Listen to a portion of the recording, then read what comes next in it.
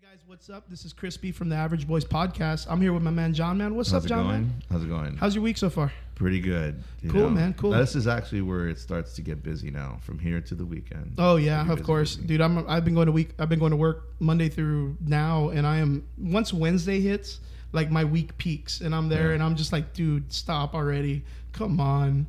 How is your internet sensation with your side of the world on Facebook, man?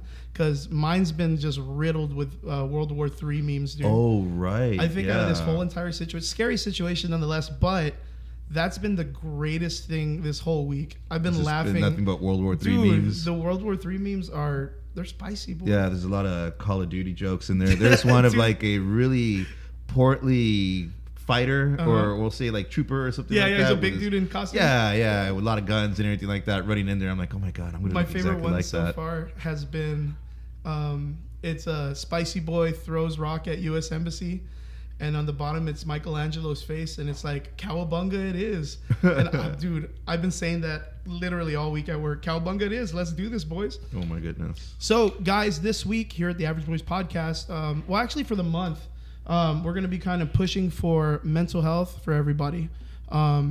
Today, actually, our first location.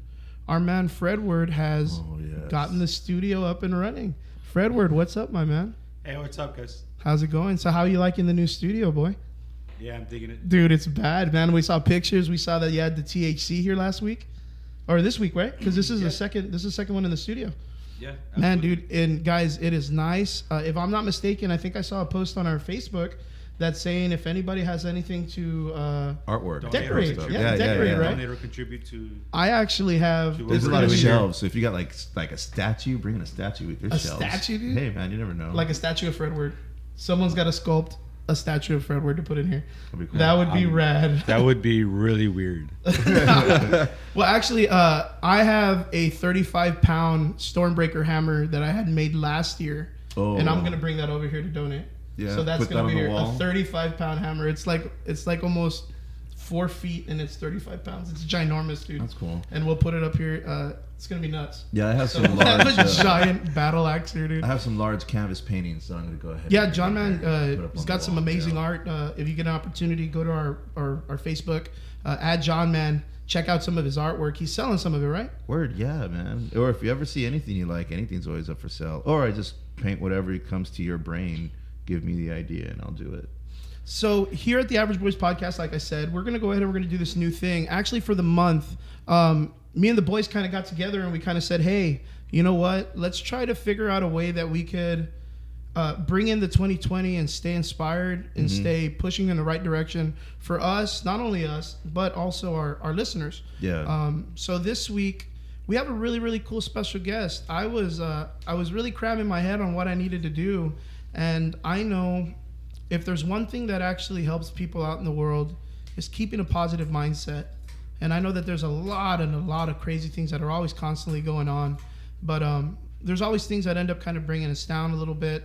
But we brought someone in here today that's going to hopefully help us out, kind of give us some cool ideas and some cool tricks to stay positive and stuff. Guys, we have Kim Nguyen-Finn here in the studio. Hi, Kim. Hi, how are you? How are you doing? I'm good. You doing okay? I'm doing fine. This has been so cool. Guys, you should see she's wearing like a cool black shirt. She's got her cons on. It's a zombie shirt too. It's a zombie shirt. It's a zombie shirt. You know? It's a zombie killing shirt. Kim, I'm going to ask you. Welcome to hang out with me when the apocalypse comes. Oh, yeah, we are. Yeah, we're definitely going to hang out with you, man. You're going to make it fun. I'm going to ask you the way that Fred, you asked the coolest question. I think it was to Devin the other week, like a couple of weeks ago. We were like, I usually tell people, introduce yourself or whatnot. And Fred just leans across the table and goes, who are you? So that was the coolest line. So Kim, who are you? Tell us about yourself. I am a lecturer at UTRGV School of Rehabilitation Services and Counseling. And I am also a licensed professional counselor in private practice. Awesome. So with that, that sounds really, really, really, really cool because I really don't know what half of that is, but it sounds so awesome on paper. When you send it to me in a text, I was like, oh my God, this lady does everything. She does everything that I can't do. So okay, so if you can, in the average boy's term of technology, or not? I mean, in the terms of grammar, how can you break that down in an easier sense? What is it that you really do? Layman's terms. Layman's terms. Well, essentially, I listen to people. I spend my day listening to people and hearing them out, hearing their stories, and I help them figure out where they want to be in life and how they want to improve themselves or improve their situations, and work with them towards that. So it's not like I'm an advice columnist or a coach or something, and I tell them this is what you need to do in order to live a better life. I ask them where they're at, what they want for themselves, and what their goals are, and we work on that together. That's super cool. Yeah, that is really, really Yeah. nice. And then I teach other people how to do it. Teach others how That's to listen. great. Yeah, especially because I need to learn how the to listen. holidays could always be tough for some people. And now that we're glossing over that, we were into a new year. I know for a lot of some close friends of mine out there have had like tough times getting through that, and so it's always good to try to be positive. That's what we're looking for, you know. Yeah, we try to be. Yeah, it's been like for my holidays, I spend it with my family. I don't have like any kind of significant other or anything like that. I spend it with my good friends.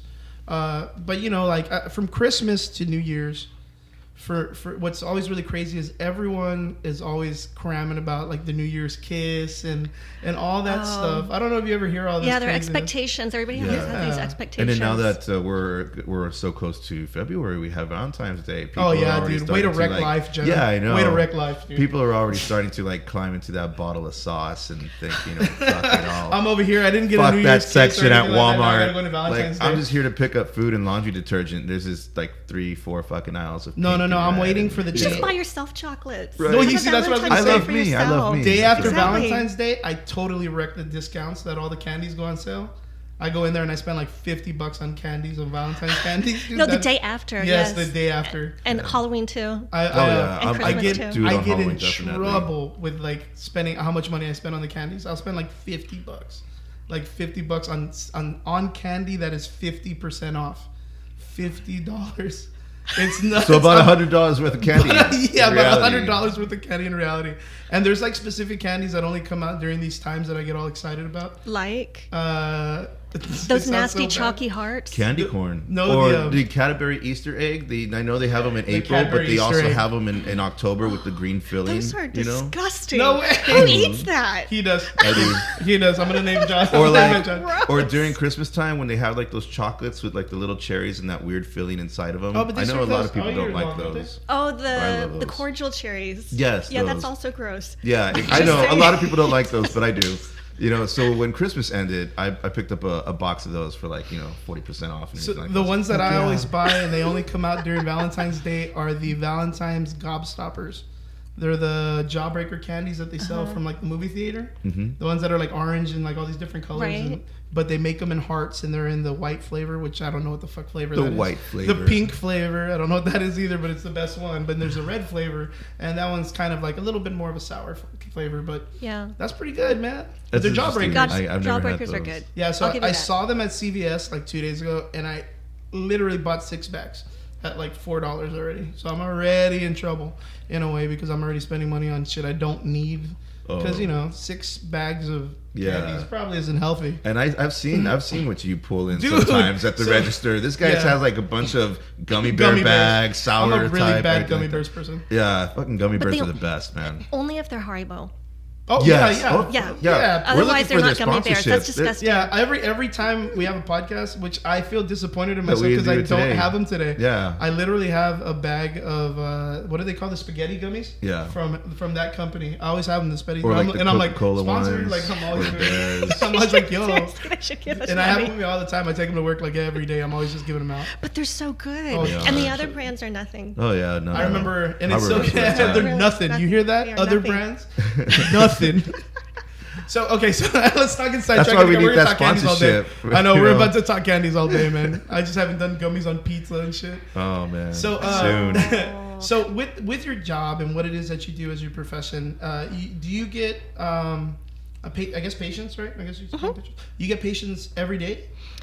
Every day that I'm there. Okay. And Yeah, I work part-time at my practice because my job is full-time as a lecturer at the university. Lecturer at the university. Right. So with the lecture, you're teaching people to do the same profession that you do, right? Yes. Do you get that a is lot correct. of people following that profession? We actually really do. Yeah. And that's great because I think that we need more people who are passionate about the work, passionate about helping others get into this profession. You know, there's such a need for mental health services and quality mental health services that you just don't get in a lot of places, especially down here. We don't always get as many great options. I think the more options we have, the more choices for practitioners, the better it is for individuals, because it's hard enough to go in to see a counselor. And I think if you go in to see one person and you have a bad experience, it sort of brings you, I don't know, Yeah, I it's would like think you're not going to want to go see anybody else. it would be Then really you hard need to remember that. And you're essentially asking somebody to come in and talk to a complete stranger about some pretty intimate details Yeah. of their own lives. And so I think we need to have much more people in the field who are truly passionate about helping others and who are able to help others kind of give a good face to it. You know, as a matter of fact, now that you're saying that, I had put up a post the other day on Facebook talking about the situation that we were going to have you on, and one of the persons mentioned, because we were talking about who they would like to see on or from what organization and what, and someone actually mentioned a company and was like, not from there, and I was kind of like, whoa, like, why would someone automatically like kind of like act negative towards an organization like that? Like someone kind of said like, well, I hope it's not someone from that place, kind of thing. And I was like, oh shit, yeah, my face was the same way. Like I was surprised as fuck. I was like, wow, dude, like I mean, these people are there to help you, but I guess this person maybe had a bad experience, right? It's possible, and frankly, it's also possible that sometimes people have a bad experience because we're humans, we're people, and it's like when you meet a person for the first time, sometimes you have this just feeling that you're not going to get along with them. You know, it's a personality clash, and it's of no fault of you or the other individual. You just don't feel like you connect. Yeah. So it could be something like that, or Like, it could have just been. Maybe he had a disagreement. Maybe he had his Right. own. He's got one of those. Hopefully. Facebook diagnosis kind of things. The wiki, what is it? WikiLeaks or what's that one? No, Dr. Leaks. What's that? WebMD. There you go, yeah. Where it's like you either have the flu or you got lupus kind of thing. Like, yeah, maybe it's like one of those. It's like I just cut my finger, but like- all of a sudden I have like all these 10 diseases. I don't know. I always tell people, though, that if you go to see a counselor and you have a bad experience or you're not happy, maybe give it a shot with somebody else and see if you're connecting with them. Because in those kind of situations, there's so many options, right? Like there's so many different people that do those types There's of plenty studies. of us here. So everybody's going to have their own personality. Right. So- And their different styles. Yeah, yeah. I mean, okay, so that's a good question. That's a good ask. What do you mean by different styles? Well, for one thing, there's a variety of different counseling theories. And in each of the counseling theories, they kind of lead us to how we perceive counseling as a whole. Like basically it leads into our philosophy of counseling. How do we perceive human nature? How do we view our purpose in life? And it also guides our therapeutic approaches. So how we decide to help individuals, what techniques do we use to help individuals? So every counselor might have a variation of a different style. So me personally, I can be a little bit more casual. I truly believe that people know better than me where they're at and what's working for them or what's not working for them. So I also believe that people have the ability as well as the responsibility to take control of their lives, generally speaking. So I give that to them. So I might tend to be less directive than somebody else would be, for example, and somebody else may be much more directive, take much more of a teacher role, and it works well for some people. Some people prefer a different method. Okay. It just depends. Right. I also tend to be a little bit more flexible, so I may alter what I do depending on the individual and what their needs are. Okay. And you're working with the UTRGV. Is there like a a broad range of different types of people that you get coming in, or are they like specifically close to the same Oh type? no, actually that's so interesting, is that you would think that a certain type of person would go into the counseling profession, and that is absolutely not true. I think that any profession, period, should be welcoming of various personality types, because frankly, my job would be really boring if every one of my coworkers would be exactly like me. I would be so bored with myself. It's like basically I'm talking to myself all day.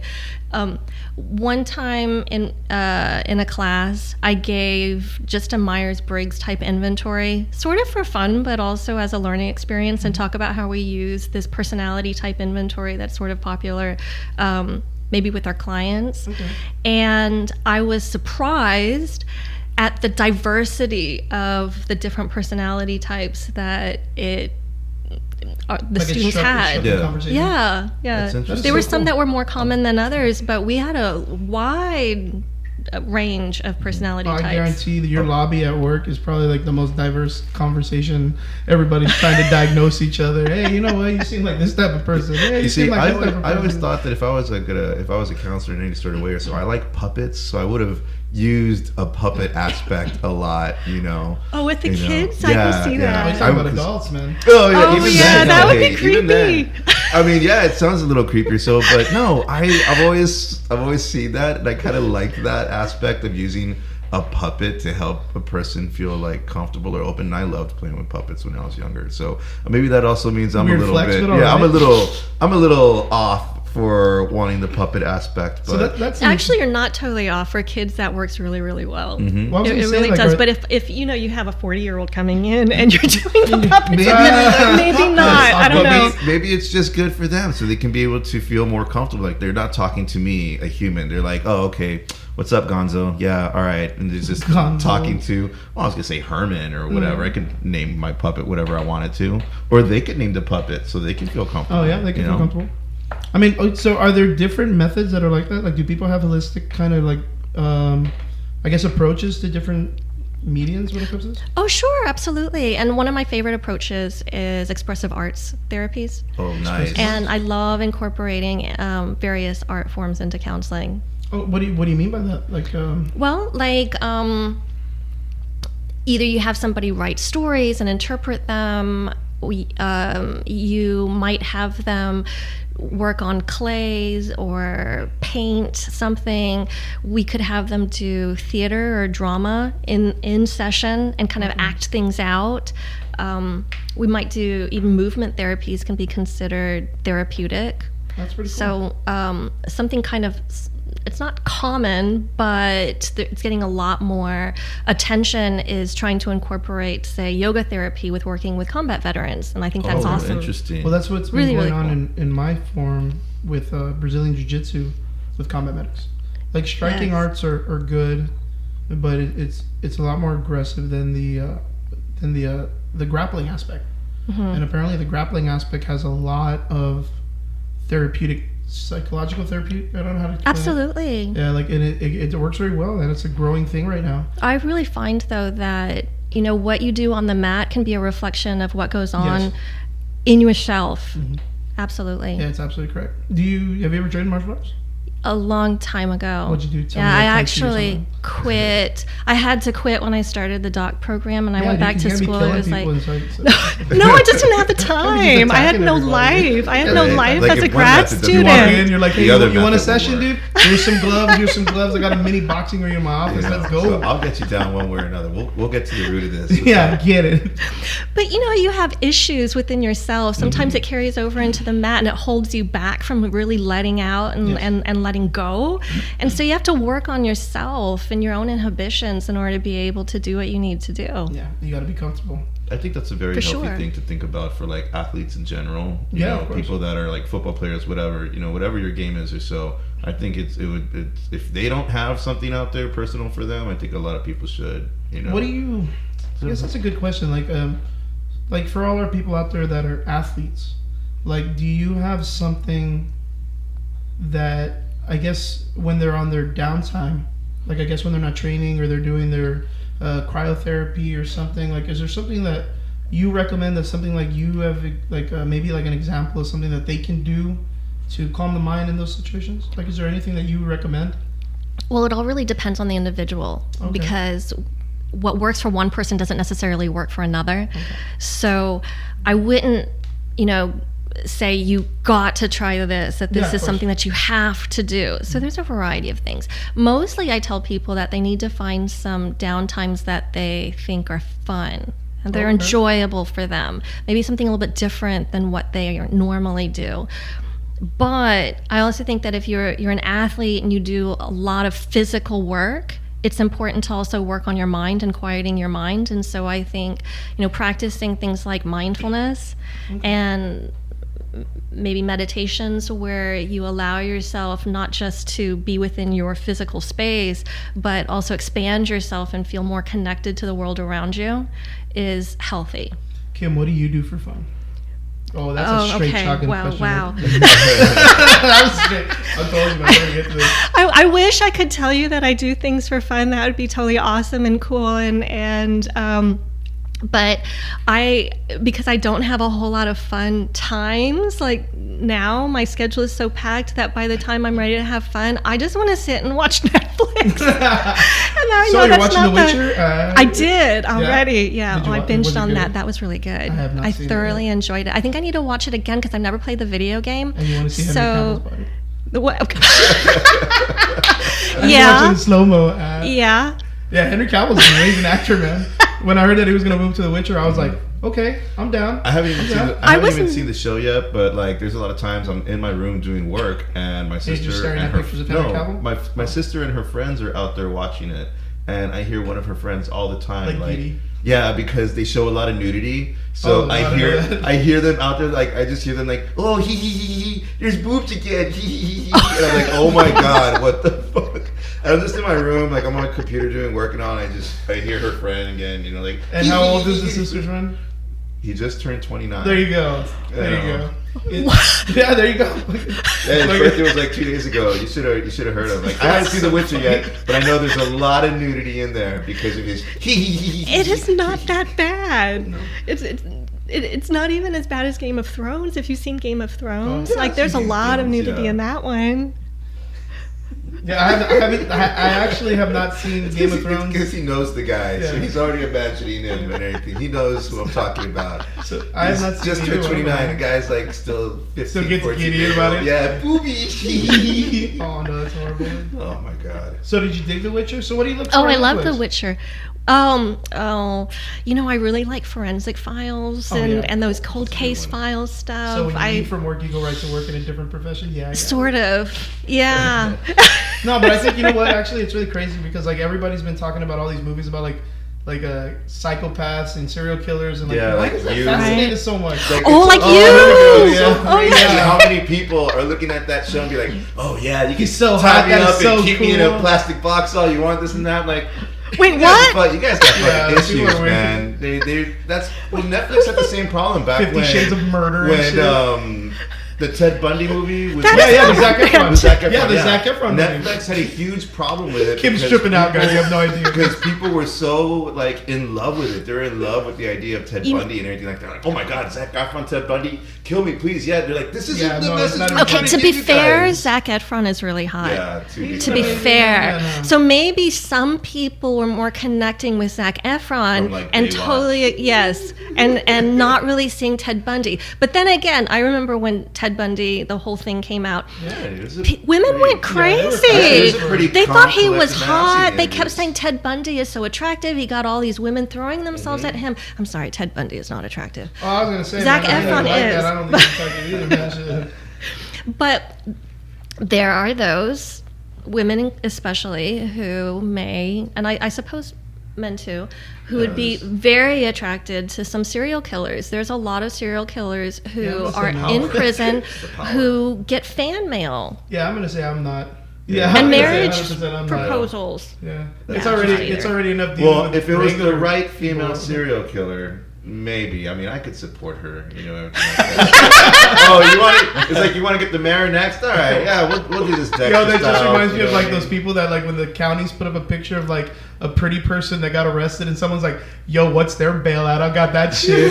I'm like, God damn it, man. So when the movie Monster came out, were you like really all into that one? Oh then? no, I did not like. That was not my movie. No. So okay, so there you go. Now I'm gonna ask you on your profession. Why is it that people have I guess a fascination with that type of a thing? Like, why are there so many people connected to that? I don't think that there's really one straight, simple answer. Is it like But what's it called? Like is it like a niche? Is it like their quirk or something?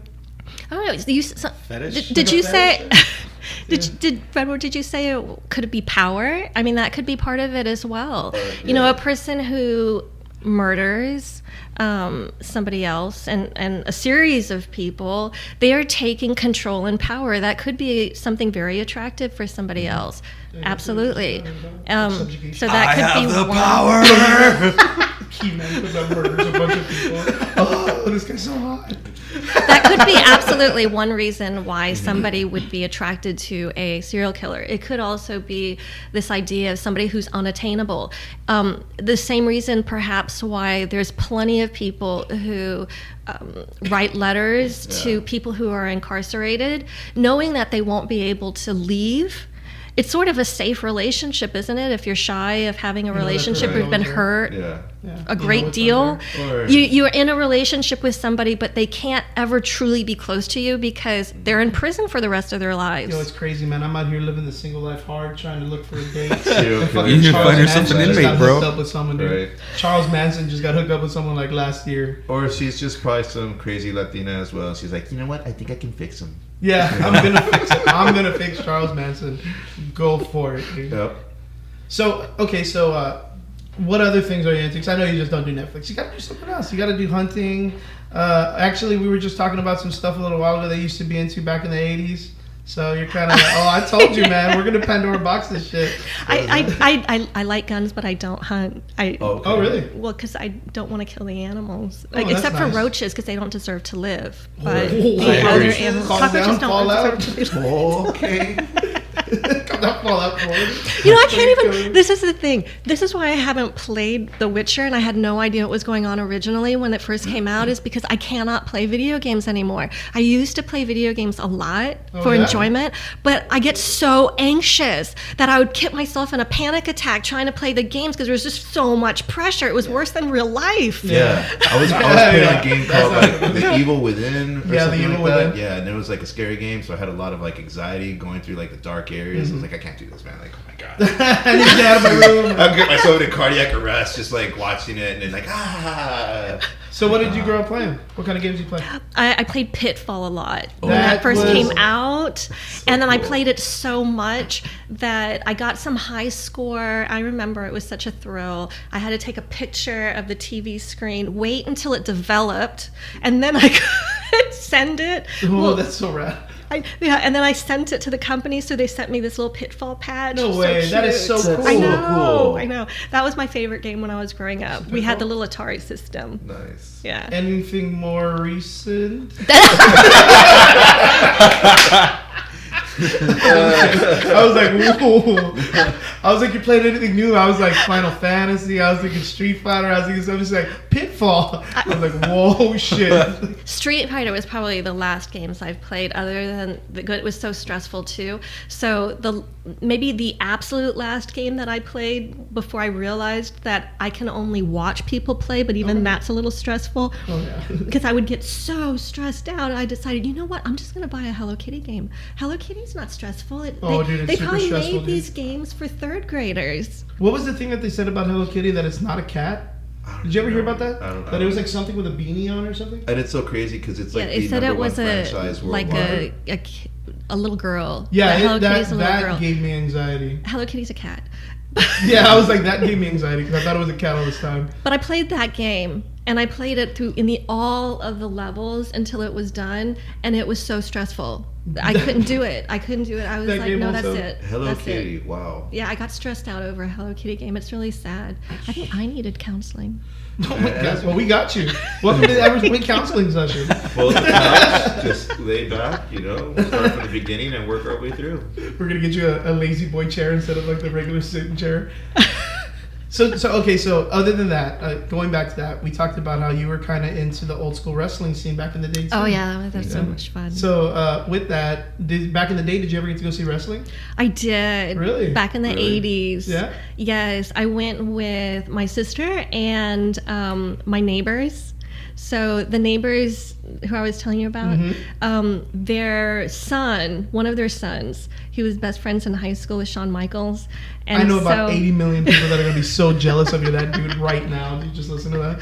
Yeah, they were my next door neighbors, and it was the father and the mother of the guy in high school. When anyway, something that he wanted to wrestle with Shawn Michaels too. They were both like in football together. Okay. But the parents, well, actually the mom didn't want her son to wrestle because she was afraid of brain damage and whatnot, or massive injuries. But he played football? Yeah. Oh, man.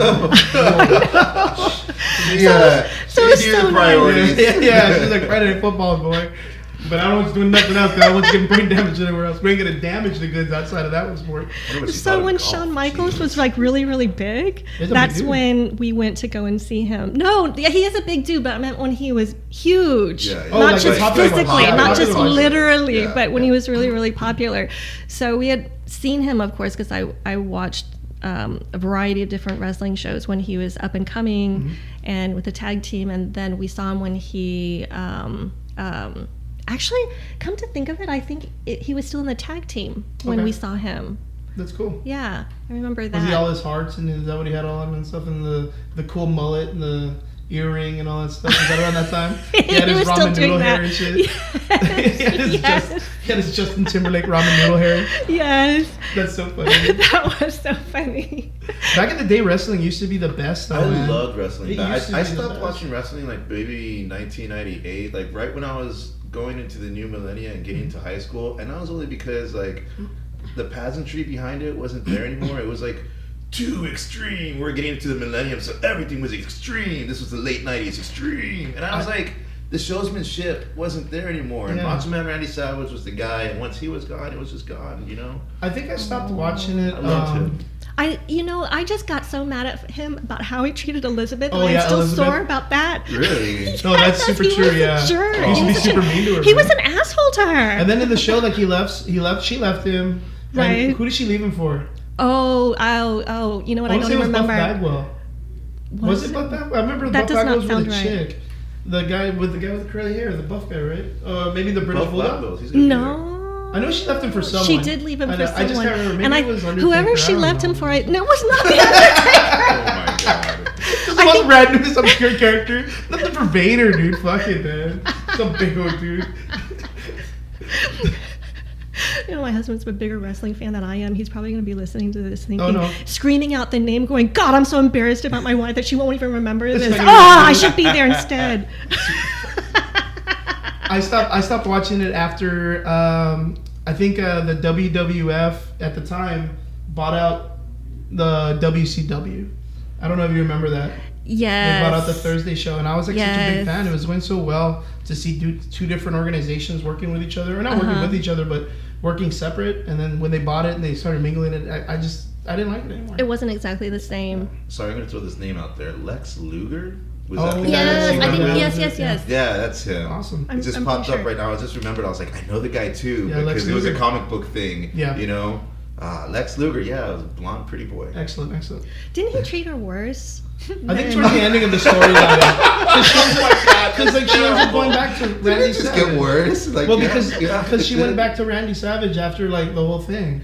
But it's always like, dude, just freaking wrestling's like a man's soap opera. I tell everybody it's a soap opera. And That's what I love all about it. real. But then, it's all real. But guys. then when it got to the late '90s, it was just too extreme for me, and I was like, ugh. Oh, in the late 90s when they started showing all the TNA with the girls. Yeah. And then everybody needed to cut their heads or foreheads, so Yeah, there was blood bleeding everywhere. Yeah, I kind of stopped watching for a while after that. Yeah, I mean, I was getting once. Was it Hulk Hogan was already dropping out for like the 100th time from NWA and everything like that, or NWO. When he became the bad guy for a bit, mid '90s, and then he got out like before the 2000s. Anyways, like somewhere around there, man. I was dropping out of it. Such a bad choice. Why would he even think that he could be a bad guy? He should have just did what Ricky Steamboat did and say that he would never be a bad guy because nobody would buy it. Yeah, you should retire from the mental like health thing and just Superman. be like a wrestling historian. I saw that was hardcore, and I was like, what the fuck? I saw every Ricky single one of Steamboat, Hulk man, Hogan's dude. movies in the early '90s, from like Suburban Commando and Oh, everything like that. You know, The Nanny. and God bless shit. you, man. Or The God Nanny bless or you. whatever.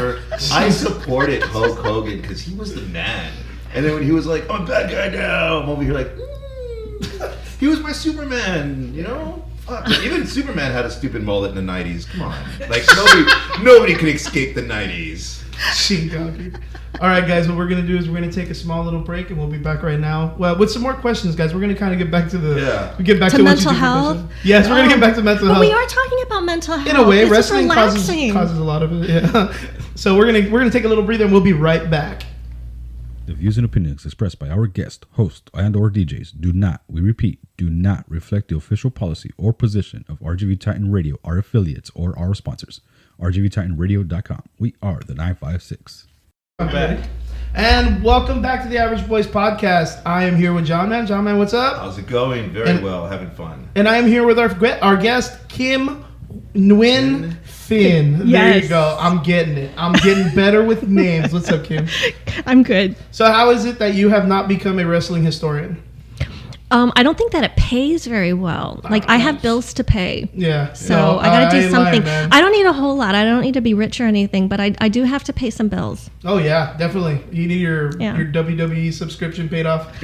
Right? Yeah, you need to keep paying for the subscription. I don't know how much that is. It just I don't know takes either. it from my check. I assume that it's okay. Can you imagine if I they were to assume do it's not like that bad. Can you imagine if the WWE did like a Disney Plus thing, dude? Right. And they just had their own like fucking stupid fucking app, Dude, dude, where I you can bet- just watch I bet it would wrestling all work. day, man. You bet can there watch is wrestling all demographic. day. That's horrible. That's There's a what's channel. You horrible. can totally watch wrestling all day. Is there? Yes. Is there a channel? Yes. I Yes, there What? is. Oh, I didn't You even have know not that. subscribed to that? Nope, No. not at all. No. Nope. All I know, I have an app called Tubi, That's and the that point. has Of course like, there I mean is. not Tubi, Pluto TV, Oh, and that Pluto. has a channel where it's just like lucha libre, like wrestling matches and anything like that. Luchas are crazy, man. That's Lucha's some cool. good shit. I like you see, the like, masks. oh, I have look, not seen the Kim's Lucha face got Libre serious. She said channel. luchas, and she was like, "Oh, fuck, dude, those guys are real, man. those guys Going are fire and passionate, shit. yeah. And I yeah, love the the lucha masks. shows are crazy, man. Okay, so going back to what our original conversation is, so we're gonna talk about. Okay, so the theme of this month is we're trying to build people's positivity in going with the idea of them moving forward into 2020. Right. Right. So I believe, if I'm not mistaken, like 2019 was pretty bad, like in a mental health kind of way. Probably for a lot of people. Yeah, because I was gonna say, like, I believe probably everyone in this room has dealt with someone who's kind of, well, not kind of, I can't say it like that, but taken their own life. Someone's been touched in a way that it's been close to home. I had a couple of them this past year, and it was pretty rough. Statistically, is suicide on the climb? I know that's a really fucking dark. Wow, that fucking changed the whole like vibe of the room. I'm so sorry. I want to ask that in a more lighter way. Hey, There's not really a light way of asking that Yeah, I know. question. I would not say that it's on the rise. In fact, over the years, even though the number's way too high, like as an example, the number of veteran suicides have actually Yes. reduced a little bit. that's good. It is good, but it's still way too high. I mean, we're still in the 20s, like in double digits, and that's not good. Jeez, man. But I think more we're having an increase in awareness and thankfully more willingness to talk about mental health and to also talk about suicide. So that's kind of a good thing. Well, yeah. Whereas we really in years past have not talked about it as much, and we weren't people in general weren't as willing to get help or assistance. Oh, because it's always been like a stigma. Well, I don't Absolutely. know, like, Yeah, now, of course, this is the internet, and we could always go 50-50 on what the internet says, but it says here in the U.S., like, we have an average of 123 suicides a day here in the U.S. And that's way too much. Yeah. I way can too much believe for that, anybody. because they say it's about 20 veteran suicides a day. So that's like so veterans by themselves are like almost a quarter. Quite a large right? number. Wow. Yeah, and it's, what is it? It's 3.53 times greater for a man than a woman. It's more men than anything, basically. Right. Wow. And where do they get these statistics from? Like, so you've heard some of these numbers before? Right, correct. So where do they end up getting all the statistics and census for these things? Basically, Just like records? death I guess? records, yes. Oh, fuck, man. That's not even nice. That's horrible, man. But it's one of those things, like, I mean, for me, it's never really been like, I mean, there's no laughing matter when it comes to this shit. Like, you can't make a light of it. There's so many people out there, but you know what? Like, it's weird because I've always had a problem with people who like self-diagnose themselves online with depression. I don't know. You being a professional and having a doctorate and all that stuff, you probably get in a lot of social media arguments, dude. Like, I'm guaranteed. When was the last time we got in a Facebook fight with someone who worked at Burger King or some shit? That's where you hit the block button. Yeah, no, dude. yeah. It's like, I am not going to talk about mental health with you on Facebook like this, where you might. People have different opinions, and they are welcome to have their opinions. That is perfectly okay. But that just goes into something else with the whole social media thing. Social media is like a blessing in that you can connect with your family and friends, but it is evil. Oh, dude, it's horrible. It brings out the worst in people and the worst feelings in people. And it's If you want to cut out negativity, you should probably cut out social media. no, Or yeah, at that's least cut your absolutely friends correct. list Yeah, down. that's 100%. Absolutely. I 100% agree. I'm voting for you in 2021. Yeah, Right. like fuck yeah, dude. If you're gonna run for that shit, I got you, dude. I'm one of those people. Like I said, like I'm really because. I mean, I'm on social media a lot because of our radio station. I run my gym, and I got a good amount of people that follow me. I used to do stand-up comedy with my friend Raymond, and we accumulated a lot of people who liked us and, you know, added us on all the social media. And you end up accumulating a lot of people that, of course, they don't see eye to eye with you. And then all of a sudden, everybody gets this where you'll put up like 1 or 2 posts and you get maybe 100 likes. Mm-hmm. And it gives you this false sense of value, like you have a crazy voice that you can just be like, hey, what's up, fam? You know, thanks for coming to my Facebook. Here's my next drop post or whatever. Like, and then they get like 0 likes or whatever. Or their mom likes their shit or whatever. And it crushes them. Yeah. And it seems like they're just going from post to post just to chase the likes. Yes. And the sad thing about social media, I think, is it encourages people to isolate themselves. Like this becomes their life. This becomes their whole thing. And this isolation also leads into your deterioration of your own mental health, because we are social beings. So the more isolated we become, the more at risk we are for mental health issues. And if you are thinking about suicide, if you're isolated, where are you going to turn for help? The only thing I really like about social media that they've done in that regard is that if you type in something, I think related to mental health or mental illness, they're supposed to have something come up that's supposed to cue you for like a suicide hotline. Yeah, that doesn't sounds mean nice. go and do that as an experiment, guys. So We're just basically- letting you know it happens. So it picks. So But it's kind good, of though, so because it, it kind of might picks it up be in a- the algorithm, and it puts in like, okay, we're gonna give Like you maybe some, you like, need some mental ads. health Yeah. help. If you are typing this in for help or because you're depressed, you know, have you thought about this as an outlet? Because we do know that there's a lot online and not everything is really good. And we could type in anything and ask Dr. Google about this information. And some of the information is totally legit and some of the information is ridiculously bad. Yeah. Right. No. Yeah, you either have the flu or you have stage 4 cancer. Right. Yeah. Or you type in information like, for instance, about if you're afraid you have an eating disorder, for instance, some will give you some legit helpful information and others will be giving you information to encourage you to continue with your eating disorder. Okay. So things like that. Which is weird as fuck. Right. Well, it's just one of those things, like, when it comes to, I mean, what's interesting to me is the growth in awareness, like you said, because nowadays, since people, I'm not really like I don't know how to explain it, like, but I'm not really like a big fan of Facebook. Yeah. I'm not, as a person, like, if I'm not posting for our radio station or something that we're doing, I post for my gym. And if it's not that, it's just personal jokes between our friends, like just things that I think are funny. Other than that, I don't post up anything at all, because I guess being someone who actually works in a production, the moment you post up something that's let's not even say production, let's just say it's my business for my gym. Yeah. Mm-hmm. If I post up something like I don't know, I don't like cats.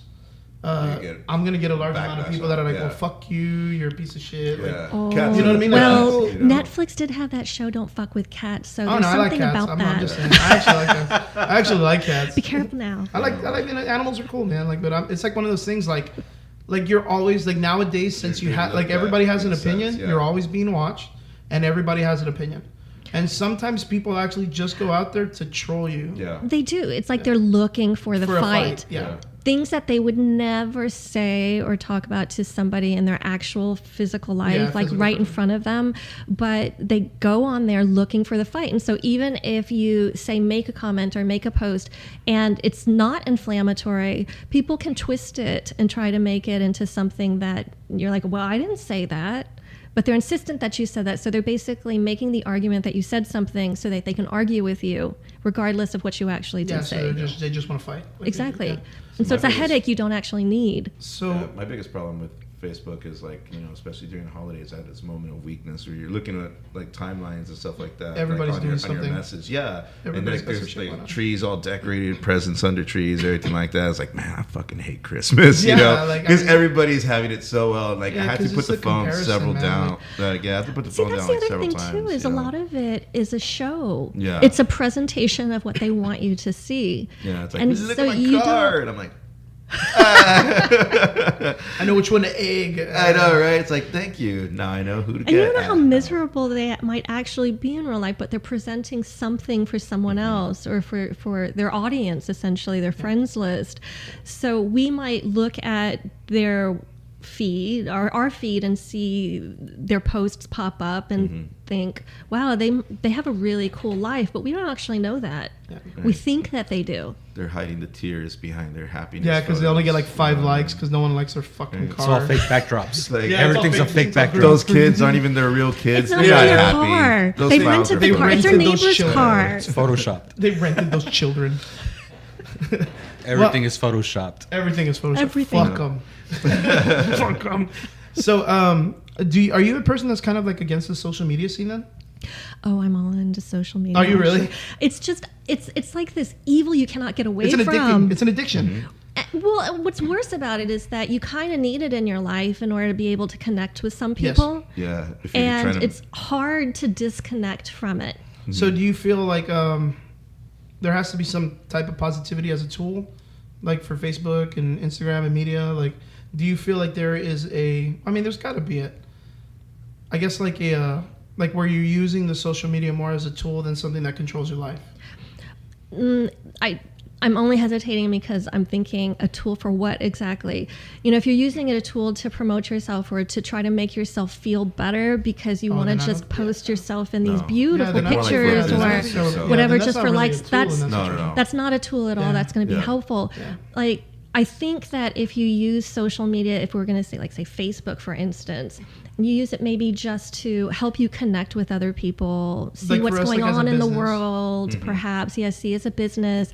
I like to post funny memes a lot, Hey, and it that's makes what people I smile. prefer to do. It makes Yeah. people happy. Right? It makes me happy. It makes me laugh if it makes me laugh. I you literally know? posted my top 3 World War III memes, and I'm probably like everybody else. I was just as worried as everybody else with what was going on, but It's a way of it coping. was just Had a the good laugh. comedy. Yeah, just the comedy of it was just keeping the stress of the situation down. Absolutely. Yeah, and I feel like those people are just God-driven, God-given people, man. That were just making those memes, dude. Yeah. They're spicy memes. But with Facebook and all this other stuff, like, do you feel like the way John Man said, during the holidays, you end up having people that are, they might not have a good run of the luck at that moment. Do you feel like it's unhealthy for them to be kind of like hanging around that Facebook and social media scene when they're dealing with that kind of stuff? I think it can go either way. It can be unhealthy, especially if all they're doing is going on social media and focusing in on all of these beautiful posts that people are putting up that paint their lives in a wonderful way. If they're just focusing on that and thinking, I don't have that, it's not going to be helpful for them. And then if they're further isolating themselves and just sticking with social media instead of actually having real contacts, that's also not very healthy. Yeah, I don't think it's healthy. But if you're using social media as a way of connecting, but as like maybe a starting point to connect to other people, but you're also connecting to them in real life, then that can't be that bad. Right. But people tend to use it sometimes in a way that tends to make themselves feel even worse. Like if they use social media as their own personal journal and they spend the time complaining about their lives or just relaying, these are the horrible things that have happened to me that day, they may think that they're being helpful to themselves because they're letting it out. But what we do also know is that the more you talk about negativity, the more you talk about some things that are not going right in your life, the more your brain sort of wires itself. It cements it into thinking negatively. Okay. Yeah, so it's like not, and it's there. So, right? Exactly. Yeah. Like you put it out there and you're putting it out there in the world, basically. All of this negativity, that by itself isn't very helpful, and it can actually be quite harmful for you because you are cementing in your brain this negative thoughts. I think it's better to not just look at what is not going right in your life, but to also maybe use some of the space to acknowledge what is going well in your life. Kind of balance that out a little bit, or learn to refocus. Well, at least to refocus on the positives. Our brains are kind of funny. It's wired itself that if we're already feeling bad, if we're feeling depressed, it's going to come up with 101 reasons why we should continue to feel that way. So we're going to think negatively a little bit easier than we are going to be thinking positively. We force ourselves to focus on things that are going well. We're sort of training our brains that we don't have to get stuck in this bad part, in this more negative aspect of our lives. For a really, really long time, I had this thing that I had my mindset where it was like, anytime that I would set a goal and I didn't make it, I would always kind of be like, well, I expected not to get it done. Right. Yeah. So I was set that way. So that way, when I didn't get it done, it was almost like I had set like this weird mediocre goal of like, well, I didn't do it. Well, I guess I was right. And you didn't fail. Yeah. Because you didn't even try. Because I didn't even try. Yeah. It was a very weird situation in my life. But if it worked out, you were pleasantly surprised and happy. Yeah. Well, I guess it wasn't that. I was more not disappointed. I guess it was like I let myself down softer. I've created a pillow or some shit. I don't know how to explain it. It was like you put mattresses for the fall. Yeah. But you never jumped. Yeah. I just fell on my face. Yeah, I just he didn't jump. He just more like just tipped over. I just like tipped over. Was like, yay, safe. I don't know, man. It's one of those things like I think everybody and anybody, I don't think anybody's like 100% happy all the time. No, they can't be. Yeah, because it's one of those things like. Can you imagine somebody who's 100% happy all the time? Yeah, I wouldn't even want to hang out with them. Yeah, they're serial. We were just talking about this earlier, guys. They're miserable too. Yeah. But you would never want to hang out with somebody who's just chipper and happy all the time. I'd hate that person. I would hate that person too. I would try to make him dark. What is your deal? What is wrong with you? I would try to depress him. I don't know. I just try to depress him all the time. Be like, hey, I think you've got to be able to feel depressed to know what it feels to be happy. What is that, like an empath? Empathy is like empathy, right? I guess you could say. Empathy is where you like feel the emotions of the other person or something. Correct. Yeah. You can. My dog's empathetic. Like I love that. Yeah, psychic too. Yeah, we talked about that earlier. That's why I say they're psychic. Yeah, we talked about that. Like, psychic dogs. Yeah, I love it because like if I pretend to start crying or so like that, they get real like, and then they come and then they shit me. everywhere in the apartment. They come towards me to make sure I'm okay and everything like that. If I wasn't crying, they wouldn't give a shit about me. But I'm crying, so they run to me to try to make sure I'm okay. Lick my hands, lick my face. Yeah, they're good. Yeah, dogs. They are the best counselors. I don't even know what it is, man, but I just keep so I want a memes. puppet dog. Are you still on with the puppets? I'm good at puppets. I just think like, well, I mean, as I used to have a husky, and my husky's name was Okami. He ran away. I don't really say he ran away. I just say he goes on an adventure. Right? Yeah, because he's like one of those dudes. Because right now, if someone stole my dog, That dog is fucking that dude's house up. He doesn't even know, man. That dog would fuck my house up. So that guy did not do anything cool to himself. He did me a favor a little bit. The last time Okami ran away, he was gone for 2 years. And then we found him with bows in his hair. So I guess someone had taken him. And someone had put bows in his hair. And I was like, wow, dude, bows.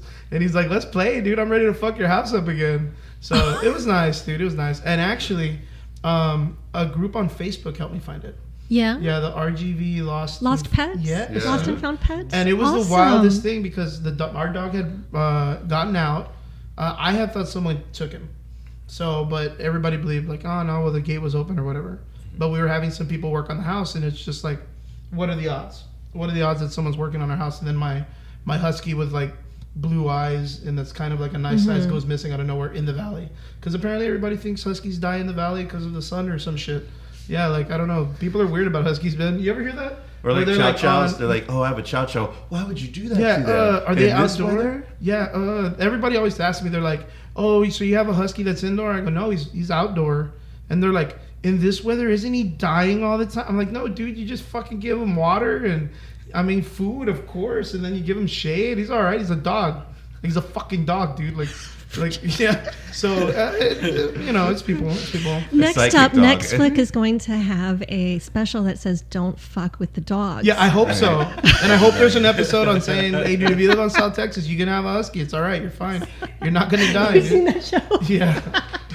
So, like, my dog, my husky, he could give a shit about if I felt bad at the moment.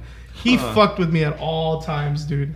But huskies are like that. Like, huskies are one of those things, like, they're the type of dog that if you tell it no, it will talk back to you. Yeah, they cry. Like, they cry. They'll and- talk back. They yeah. whine a lot. The other day I was at work and there was a husky puppy in the backyard and it jumped out of their yard, ran into like 2 houses down and started attacking this dude's chickens. So then the guy came out running out with a broomstick and the dog went back through his hole, went all the way back to his house and then started doing his little like little hippie sounds. And the guy was just screaming, fucking dog, and blah, blah, blah. And yeah, the guy went back inside to go get his mom or someone to tell him about the chickens. And the husky tried to go back. Like, right as soon as he saw him go back inside, the husky tried to go back. He's like, oh, shit, he's gone? Let's get it. So, like, some dogs, I'm going to say some dogs are counselor style or whatnot, but not all dogs, man. My husky Okami did not give a shit if you were crying. She would look at you and be like, yo, get me out. Get me out of my cage or take me out of the backyard. I want to sleep on the couch, dude. So, I don't know, man. What kind of dog did you have?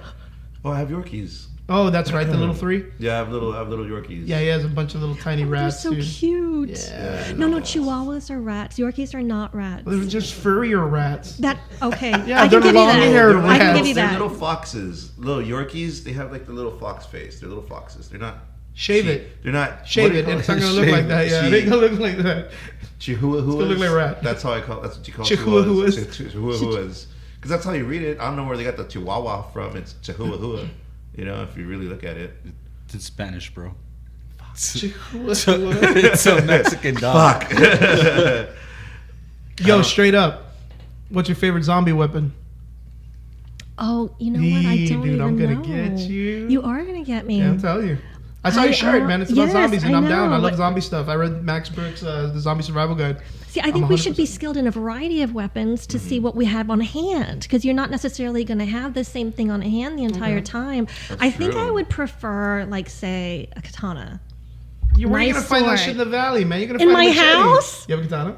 Well, Yo. several. So very cool. Wow. Thank you. So you just collect a Nice. bunch of katanas? I just like swords. Hey, there you go. I mean, there's nothing wrong with that. I'm bringing a 35-pound fucking axe hammer to this place. So I got a bunch Doesn't of weird shit, everybody too. collect them? Don't everybody have some? Yeah, of them? that's like a thing. It is a Yeah, thing, right? It's a thing. Like, Right? it's like in the state of I Texas. collect I think, axes. if I'm not mistaken, like Texas last has year, weapons. Yeah. Yeah, in the state We of have weapons. actually last year in the state of Texas, I think it was like September. I want to say 13th or 14th. They released the law that you can carry any type of bladed weapon. Yeah. So As now long we as have, you want it. As long as it's- Shogun duels Yeah. are now allowed on the streets. So literally in Austin, Texas, that weekend, a kid walked into a Starbucks with a katana on his hip. And And a bun. another, and no, it was like just like a fucking 15-year-old kid, dude, Oh, yeah. with his mom. And this lady was like calling the cops, and the kid had just a fucking katana on his hip, dude. And they were like, "Yo, you need to go put that away." And he's like, "There's laws now, boy." And in my mind, I'm thinking like, Yo, Texas is wild as fuck, dude. Yeah. I literally expected everybody to be walking around with a samurai sword. Or like big ass knight swords. Like after the first week that shit got released, I expected The Witcher here. Right. Like Yeah. I'm not even kidding. Just- I expected like or- Lord of the or Rings people shit. with at Didn't Walmart. exactly blade happen. swords sticking out of their Yeah, neck can you imagine Yeah. like a or something. fucking 40 or 50-year-old man sitting in the bread section at Walmart with a claymore on his back, just a big fucking sword, just looking at fucking Iron Kids bread and fucking the other one just like, Do I want wheat or honey wheat? and he throws it in there and fucking cuts it. No, I'm just kidding. Which one's stronger? So that's cool. I didn't know you collected swords. Oh yeah, it's awesome. Okay, so They're you're really gonna nice. tell me instead of a machete, Okay. that you're gonna Instead run, of machete. you're gonna do a katana for the zombie apocalypse. Machetes are shorter than Yeah. swords. Why do I want to be that close to this thing? They're gross. What's one-handed? You can carry a handgun. What does what now? It's one-handed. The machete's one-handed. Yes. Yeah, and the blade is thinner, so if it gets lodged in something, it's easier to take out. Okay. Can I have both? Why Yeah, can't I just definitely. Why can't I have a machete strapped to my hip and then the katana on my back? There you go. Yeah, Thank you. Perfect. Wow, dude, we should have brought you in for the D&D episode, Right? right? She already has her character, like Yeah. the weapons set up. We everything like did a that. D&D episode like 2 episodes ago. It was badass, man. Have you ever played D&D? No, I've never Oh played it. no, man, we're gonna invite you Never over. played it. Cool. So, with that, are you a advocate? Okay, well, I think earlier you said you don't like guns. Well, you like guns, but I you do don't like guns. I don't hunt. You don't hunt. Okay, so what do you do? Do you go to gun ranges? and stuff? Target practice? Really? Yes. How do you do? Okay, you know what? I think that Oh, here we go. I need to obviously work on my aim because I am a Screamer. It's okay. reliable shot. Just screaming while you fire the gun. I scream when I fire. Sorry, do not I'm just kidding.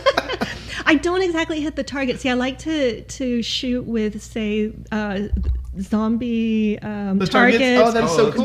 that- They're supposed to bleed green, but they don't. But they're funner anyway. Well, you gotta hit the target. You said you don't hit it. They bleed green. I tend to I'll hit a whole bunch on an ear, one of those like garden not gnome supposed to shoot the zombies. guy I'll that's have a helping garden you. gnome zombie want target. Garden I'll keep hitting this one guy's ear and then the gnome's hat. But I'm like, dude, unless the person who I'm trying to shoot is going to have a super conical head, I'm dead. The coneheads. Yeah, I Zombies. know if I just move the gun in a certain way, I could probably get a better shot, but whatever. That is so fun, man. So, like, when the guy gives you the gun at the shop, does he like hide under the table or anything, or what does he do? Because I would be scared shitless now, man. You know, hit the target, you're shooting everything else around it. Where do you go shooting? I'm telling you, man. I'm telling you, Pandora's box. Where do you go shooting? Well, they do have Point Blank, which is a Okay. nice indoor range, but I've also gone in San Antonio to this nicer outdoor range. I kind of like that. Is it the That's ones that kinda have fun. like the obstacle stuff or no? Like, do they have No, that I've kind of never stuff? gone to an. Why? No, that would be so dangerous with me. Oh no. Remember gnome's ears, Screaming helmet. guy. Yeah, That is screaming. not a good idea. Not a good idea. Throw the flashbang, Kim. Just throw it in the air.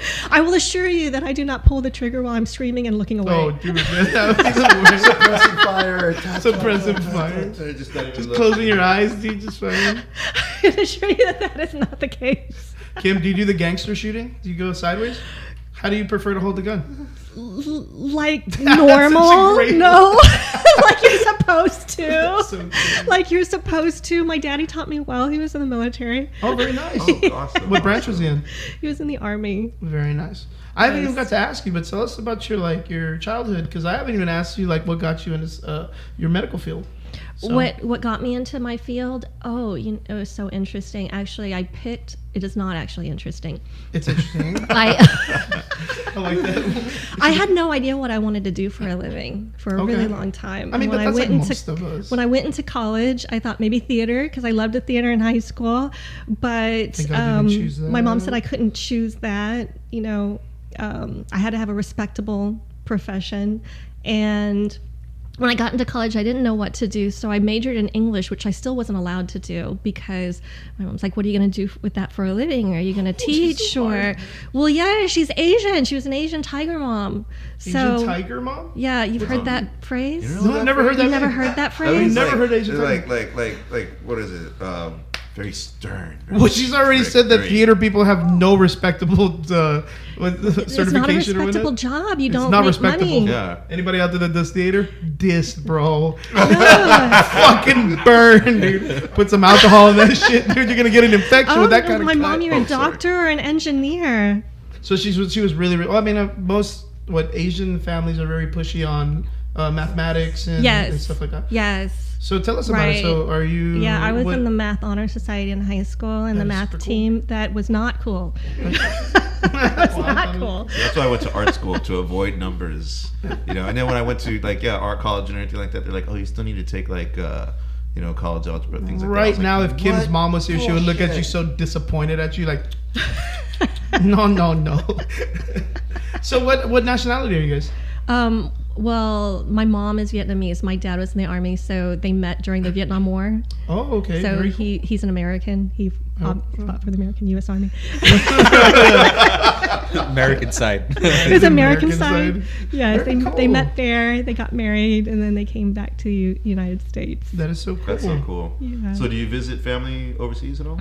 I have not gone back to visit my family, but I talk to them on Facebook. There you That's go. one good thing. Yeah, Yes. reach So out, I know connect. my cousins who I did not grow up with. We connected when we were adults later That is through super social cool. media. I mean, that's still super it cool. really though. is. That part. And is then super nowadays, cool. like you can do like all the whole FaceTime and do all this stuff. So it's really like.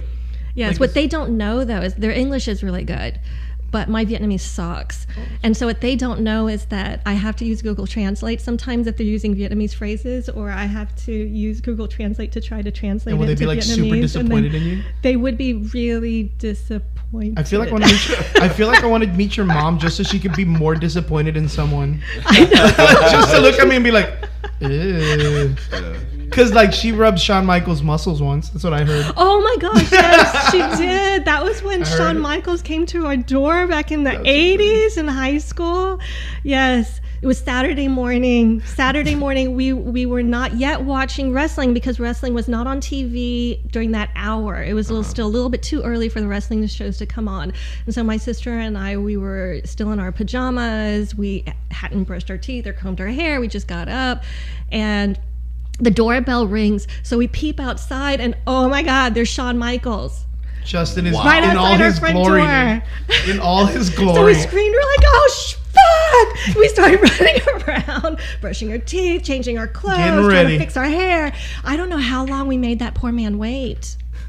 Poor guy. It was all worth it to hear your mom He's come just up. at the door like, where the fuck? Yeah. I You can hear imagine- them, I hear them. But Yo, did he always have his my theme mom music was already playing? in the back, and Can you imagine that? Yeah. what? Did he always have his Outside theme the music music. just playing around him? always he would carry this boom box Good. and play his I theme fucking- music that's what with I always him. thought. I always thought You this know dude those just big walk boom around, dot "You're boxes? looking He would chicken. carry it on his shoulder, You're and looking- actually when he rang the doorbell, he was playing the theme music. There you go. Yeah, I would figure that. I literally, like, in my mind, I'm like, that's got to be what this dude did all the time. And then he made sure to put on the theme music when my mom finally showed up, because my mom finally showed up 'cause she was out in the back doing whatever, and she wasn't like. Anyway, so my sister and I got our pictures taken, and then my mom comes out and she goes, oh, okay, this is going to sound really racist, but she actually talks like this. You look so big. Oh, dude. You are so big. Let me touch your muscle. Let me touch him. Dude, that time that he waited was worth that. Oh, Yes, man. and so he flexed. He's laughing and he's flexing. He's like, whoa, whoa! And so my mom grabs onto his bicep and he lifts her up off the ground with his arm. Did he take off his shirt? That'd be so funny if he took off his shirt. Be like, for you, just Boom! Fucking Imagine theme my- music starts up. my Holding on to a tiny little little lady on his arm and shit. Just, I'd be like, what the fuck is going She on, was just dude? like, oh, you're so strong. Yeah, you just some guy driving by just sees a little old lady hanging on this dude's arm. It's all built Yes, with a fucking noodle hair mullet, dude. In our front yard, yes, In the it front was. yard. It was. Just some So guys people driving be by like, driving what around. the fuck is going on at that house, dude? That's Is that amazing. Shawn Michaels holding a little Asian lady? What the that's fuck? that's so awesome. That's amazing.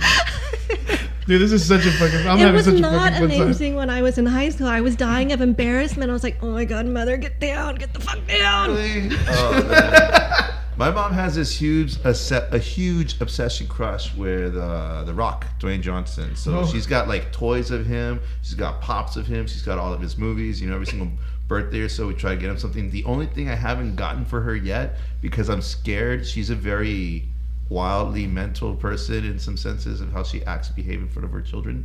But the only thing I haven't gotten for her yet is a rock Smash Buddy. Smash Buddy, what's that? Okay, exactly. It sounds. Is that the pillow? It sounds. Is First that the off, fucking it's, pillow? Yeah, it's It's the fucking pillow. First the off, it WWE already pillow. sounds bad. Yeah. You know, A Smash And Buddy. second, it's second Hey, Mama, off, got you a Smash yeah, Buddy. You hit it. It's a pillow of the Rock, and you hit it. It's like, Do you smell what the Rock is cooking? So That's it's a really bad name for a pillow, dude. Yeah, exactly. Oh my god, I remember So- those. Yeah, the fucking Exactly. little. So The that's little the only hand thing she pillows and hasn't, shit. she doesn't have yet, and I'm worried about getting it for her because just knowing her and the jokes, she's a very dirty woman. So just knowing her and the jokes that she'll have just on instant from having it, she's like, "Ooh, my Smash pillow." I'm like, "Mom, Fuck. calm the Yeah, shit I down, feel like that's okay?" just fucking horrible, She's like, man. Your mom sounds really, really cool though. Yeah, I was gonna say, That sounds is- really cool. That's what she said. Like, "Yeah, exactly. That's exactly what she said, man. Oh my goodness." You guys all moms sound awesome. Mine's like addicted to Chuck Norris, dude. Oh, Yeah, hey. she's addicted to Walker, Texas Ranger. Chuck Norris is a handsome man, you know. Yeah, I guess. But like the only episode that I could ever remember of Chuck Norris Walker was when he grabs the chainsaw. Do you guys remember this? Nah. There's an episode of Walker, Texas Ranger where I don't even know what the fuck is going on in the damn TV show. He's dressed as like this fucking wild man. He's got like a fur coat on.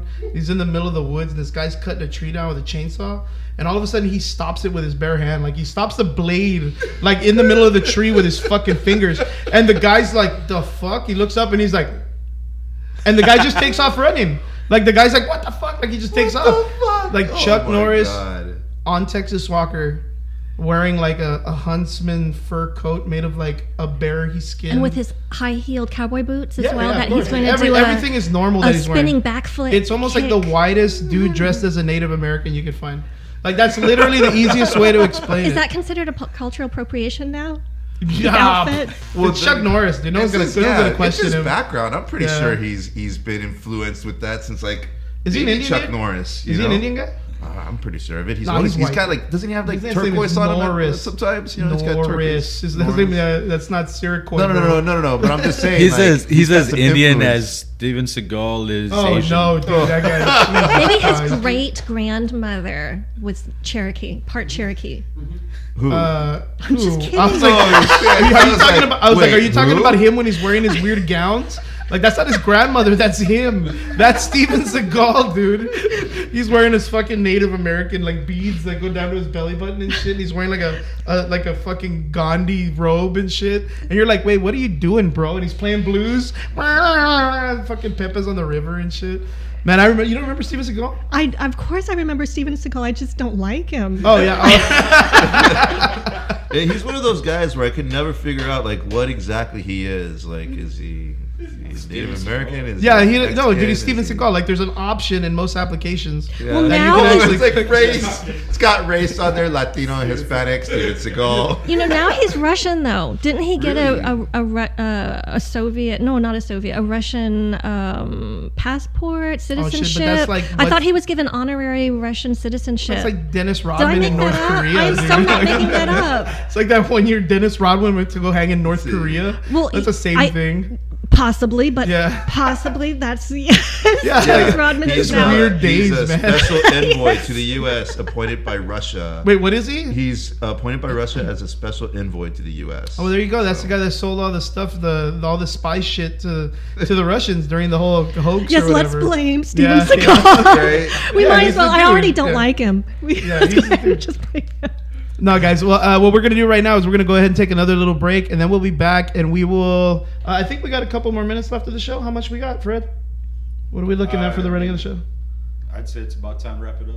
Okay, cool. Well, we're gonna come back and we're gonna kind of talk a little bit more, touching base on the profession part. Maybe we can give a little bit of cool, like I don't know, like with some insiders, because we're looking. I want to talk base in the next about people that are gonna start projects, that are gonna start doing something to kind of like make something cool, like a goal in the next part of their 2020. Sounds good. Awesome. So we're gonna go ahead and take a little breather. We're gonna come right back to it, guys. The views and opinions expressed by our guest, host, and/or DJs do not, we repeat, do not reflect the official policy or position of RGV Titan Radio, our affiliates, or our sponsors. RGVTitanRadio.com. We are the 956. Yo, you's watching the Average Boys podcast on RGV Titan Radio. That's how we do it, yo. Peace, boy. Peace, loving animals. Kids. And welcome back to the Average Boys podcast. I am here with John. John, How's what's it going? up? How's it going, Man, we're having such a good time with our friend, homie, and maybe average girl soon, Kim Nguyen-Finn. Kim Nguyen-Finn. Yes. So your dad's Finn and your mom's Nguyen? Is that Correct. All That right, is correct. I have my parents' last names. I added my mom's last name to my dad's last name, so I Very can cool. include her. And what else? In that action, are you married? Yes. Oh, tell us a little Yes, I bit just about have you. not changed my last name. Okay. All right. Let's get right into this That was conversation. a very long Fuck. name. Nguyen-Finn, then I add his last name too. That's too many names, and plus I have a middle name. I already have 4 names now. I didn't want to. Oh, welcome to the Hispanic culture. That's Yeah, I was gonna say fuck that. handful. Yeah, right? Like, everybody's got like 80 million names. My name is He's Santa a way Maria bigger. Miguel Anda Fernando. He is a way bigger wrestling fan than I am. He could Your probably, husband? yes, he could probably be your wrestling historian. What's your husband's name? Matt Kendall. Matt Kendall. I like Uh-huh. it. Does he make the Kindle book? He probably gets that a lot. That's Kendall, such a bad like joke. Kendall Jenner. Caitlyn Jenner. It's like Kenner, Kenner. Kendall. Kendall. Kendall Jenner. It's like Kendall, Oh, like yeah, that. yeah. Yeah. I There get you. go. I get you. What does he do? He is the general manager at Brewsome Bruce? Brewery. Oh. On 10th Street. That is so Nice. cool. Yeah. That is so cool. How did you guys meet? I want to know. High school. Hi. And then we reconnected on Facebook. Oh my God. There Yeah. you go. One of the only He times I've ever heard actually- someone have a successful marriage off of Facebook. He actually dated my best friend in high school. Uh-huh. And she was really messed up. Kendall, you really sly messed devil. up, right? So years later, I reconnect with her, and she told me that I guess she was doing like a 12-step program or something. So she was trying to apologize to everybody in her past. And she says, I can't find him. Do you remember him? And I was like, well, yeah, of course I do. I remember him. She's like, well, if you ever find him, can you apologize for me, please? I was like, okay. And then we ended up losing contact because apparently I wasn't like, she actually said I wasn't Christian enough for her. So Well, good for her. I know, a little Good judgy for there. her. A little judgy there. And That's so then I hardcore, did man. find him on Facebook. So I reconnected on Facebook and said, hey, do you know, do you remember me from high school? And he did. But I didn't tell him what was The 12-step program part. the 12-step program part just yet. Oh, you And should so know. then we were friends for a while. And then we started talking a little bit more. And then after we decided to meet back up and actually date, then I says, oh, by the way, do you remember This person. this person? She wanted me to contact you and tell you that she was sorry. And he goes, what? That bitch? Oh, nice. Should have sent you on a wild Lord of the Rings thing and been like, well, tell her fucking ass I am not going to take that apology, dude. I was like, but she's trying to apologize. She wanted to apologize. Yeah. Well, Just- she ain't here, is she? Fuck that apology. That's hardcore, dude. I'm not even gonna lie, man. So that's cool, man. So you guys were like, kind of like, I guess you could say, well, I mean, no, because you guys weren't like high school sweethearts or anything. No, not at all. We were just friends in high school. That's super cool, though, man. So you guys got back together because of Facebook, social media, which Right, is we became the friends enemy, again because of that. Yes. which is the enemy, Facebook. right. But a successful story out of it. Yes, and I was living in the valley. He ended up in Wyoming, and so he decided to fly down for a date. Hey, that's thought that was super that's sweet. dedication, man. Kendall, if you're out there, dude, gold star, bro. Gold star next to your name on the poster today. So, what high school did you guys go to? Did you guys from here? No, we went to high school in San Antonio. Oh, okay. Yeah, his dad was in the Air Force, mine was in the Army, and so San Antonio is a huge military town, a lot of retirees. Oh, cool. And we went to James Madison High School in San Antonio on the northeast side. Oh, cool, man. That's really, really cool. So you ended up talking to him. He was in Wyoming at the time, Yeah. and then he moved down here. Yes, he did. Yeah. Yes. And Okay. how is he See liking now. this fucking place? Dude. Well, he better like it. He's with me. Well, yes, of course. Well, I He guess likes it just he fine. like, As long as likes I'm it with just you, honey, fine. anywhere's fine. he's like, I hate Everything's the good. fucking Everything's environment, good, but I love babe. being with Everything's you. Gold stars, bro. Gold stars. I think he likes it better than Wyoming. Wyoming is really fucking cold. Is it really? Oh yeah, of course. It's like it's like when people growing up, they were always like, oh, the birds fly down for south for winter. Like we just say, no, the birds are here. Like this is as far as they go. That's that whole like area in HEB and over there in McAllen, dude, where like every bird flies to. Yes, exactly. Yeah. And Pan Am gets them too, no? Yeah, we do. Yeah. It's the birds. It's literally that old Hitchcock movie. So I know we have a little bit of time left, if I'm not mistaken, and I wanted to make sure that we kind of touch base on some stuff. We have, a good amount of listeners out there that kind of strive on entrepreneurship, and they, we like to talk to people that kind of run businesses or push on the idea of starting projects that they're not comfortable with. Because I'm a strong believer in telling people that when you step out of your environment is when you start to live. Absolutely. Yeah, because you start to see life in a different aspect. And what it is I think, I always tell people, I think we talked about it a couple times on the podcast, the entrepreneur bone. And I'm going to have a real podcast about that one day. I'm going to study it. I tell people that there's a certain type of bone that a person has, because being an entrepreneur isn't easy. I guess the idea is the first time you find out you got to spend $100 on something, you would rather spend $100 on dollar cheeseburgers than $100 on a business you don't know if you're going to get that $100 back. Right. So like that's the make or break position. But a lot of the times the people that have the entrepreneur bone, they go for that gamble. They find excitement in it. And when they fail, they don't stay down. They say, oh man, I fucked up, but I know what not to do on the next one. For me, as an entrepreneur, I've failed several times in my life, but I've always gotten back up because of my passion. But I know that there's people out there that have trouble, I guess, reconnecting to the passion that they once had. Well, it can get disappointing. Is that what it is? Certainly. But anytime you put yourself out there and you want to start some new project, you are going to take a huge risk. And it's comfortable being exactly in the spot that you're at that moment. Even if it's not where you want to be, it's comfortable. And so if you decide that you're going to take the risk and you're going to start a new venture, it's hugely anxiety provoking, and you are risk failing. You have to. And frankly, most of the projects we start aren't going to be hugely successful. It's through that trial and error and through the failures that we actually learn how to improve, how to make things work, how to get things right. And you may also decide through some of these more failed ventures, I wouldn't even call them failures so much, is that you decide experiments, that maybe that's not exactly what you want to do anyway, or maybe your plan wasn't quite right. I think the new year is a really great time period for most people to start new ventures, because I guess it's like this in a lot of cultures and a lot of beliefs, is that you have a brand new year, you're supposed to start fresh, and that's good, but we can start these ventures at any time. So even if you start a venture at the brand new year and it doesn't quite work out, it doesn't mean that you can't do it, or you have to wait until the very next year, until 2021 in order to do it. Absolutely not. You can start whenever you want in order to do it. I always feel like it's a good start too, like, because I mean, when anybody starts a new year, it's always that whole like that resolution shit, right?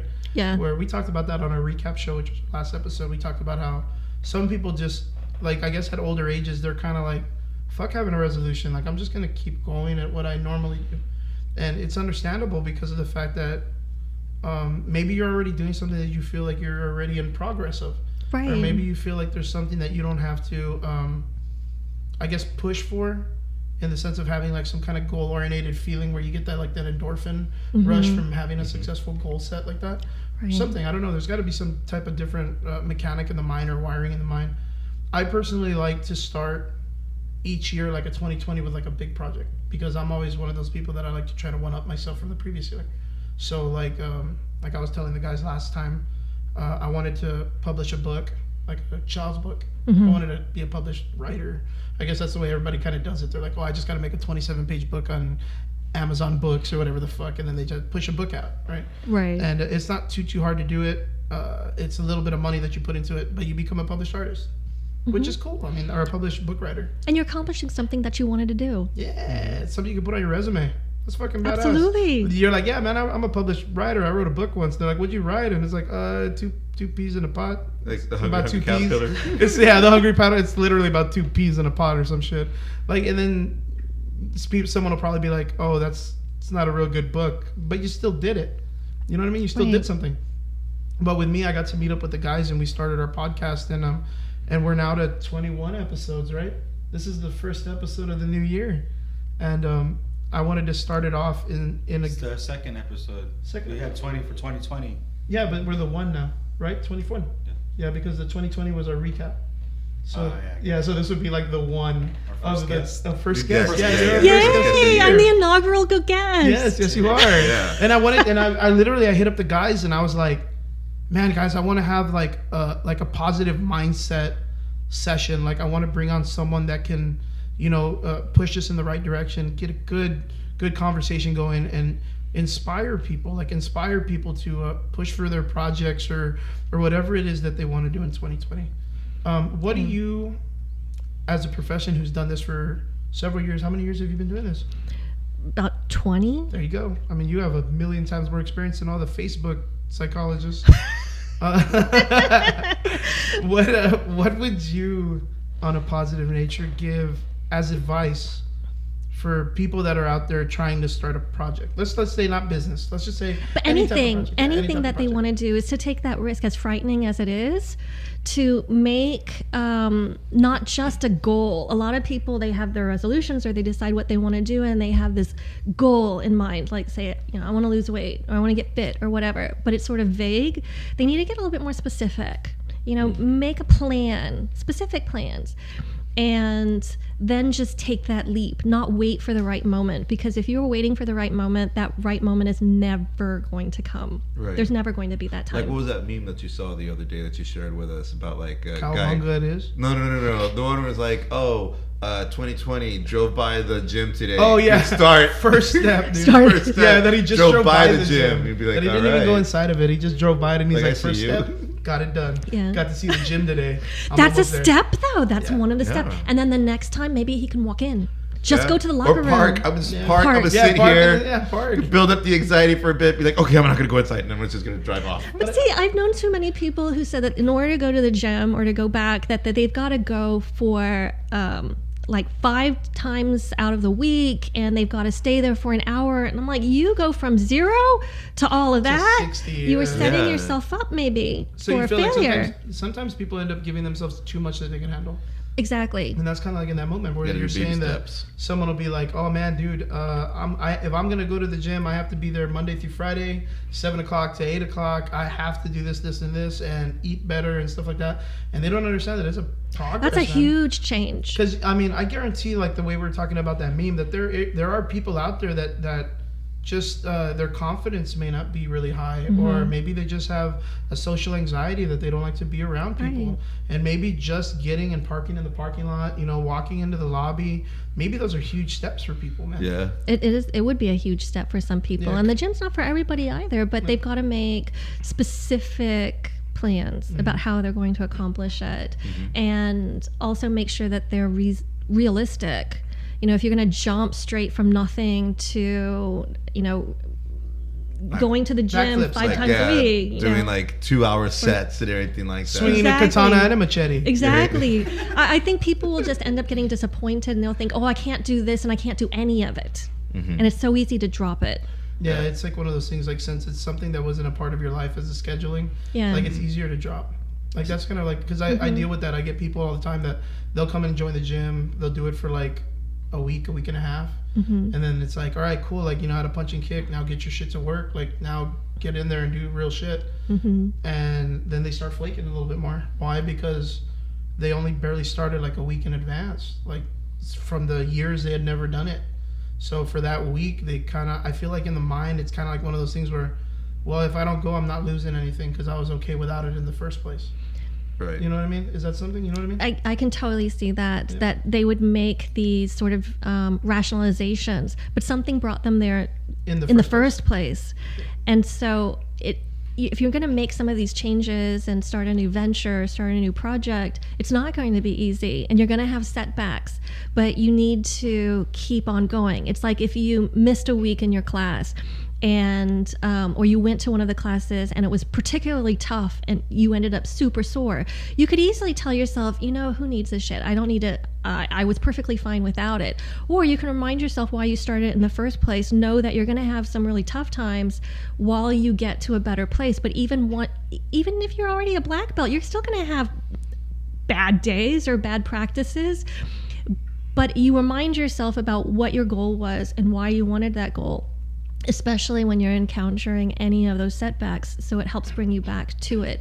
It's like if you start a new diet and you say, I'm only going to be eating healthy now, and then you did really well the first 2 days, and then all of a sudden you had a hamburger because you really craved a hamburger. My issues are nachos.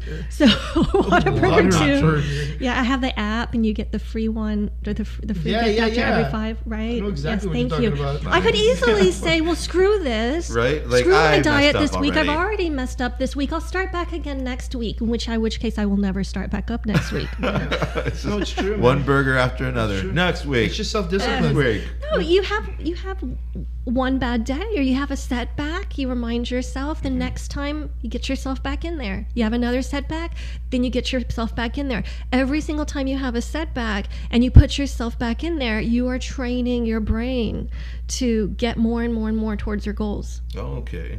That's a really good way You're to look at actually it. helping yourself every single time you get yourself back. So even if you fail, you're Yes. still teaching yourself.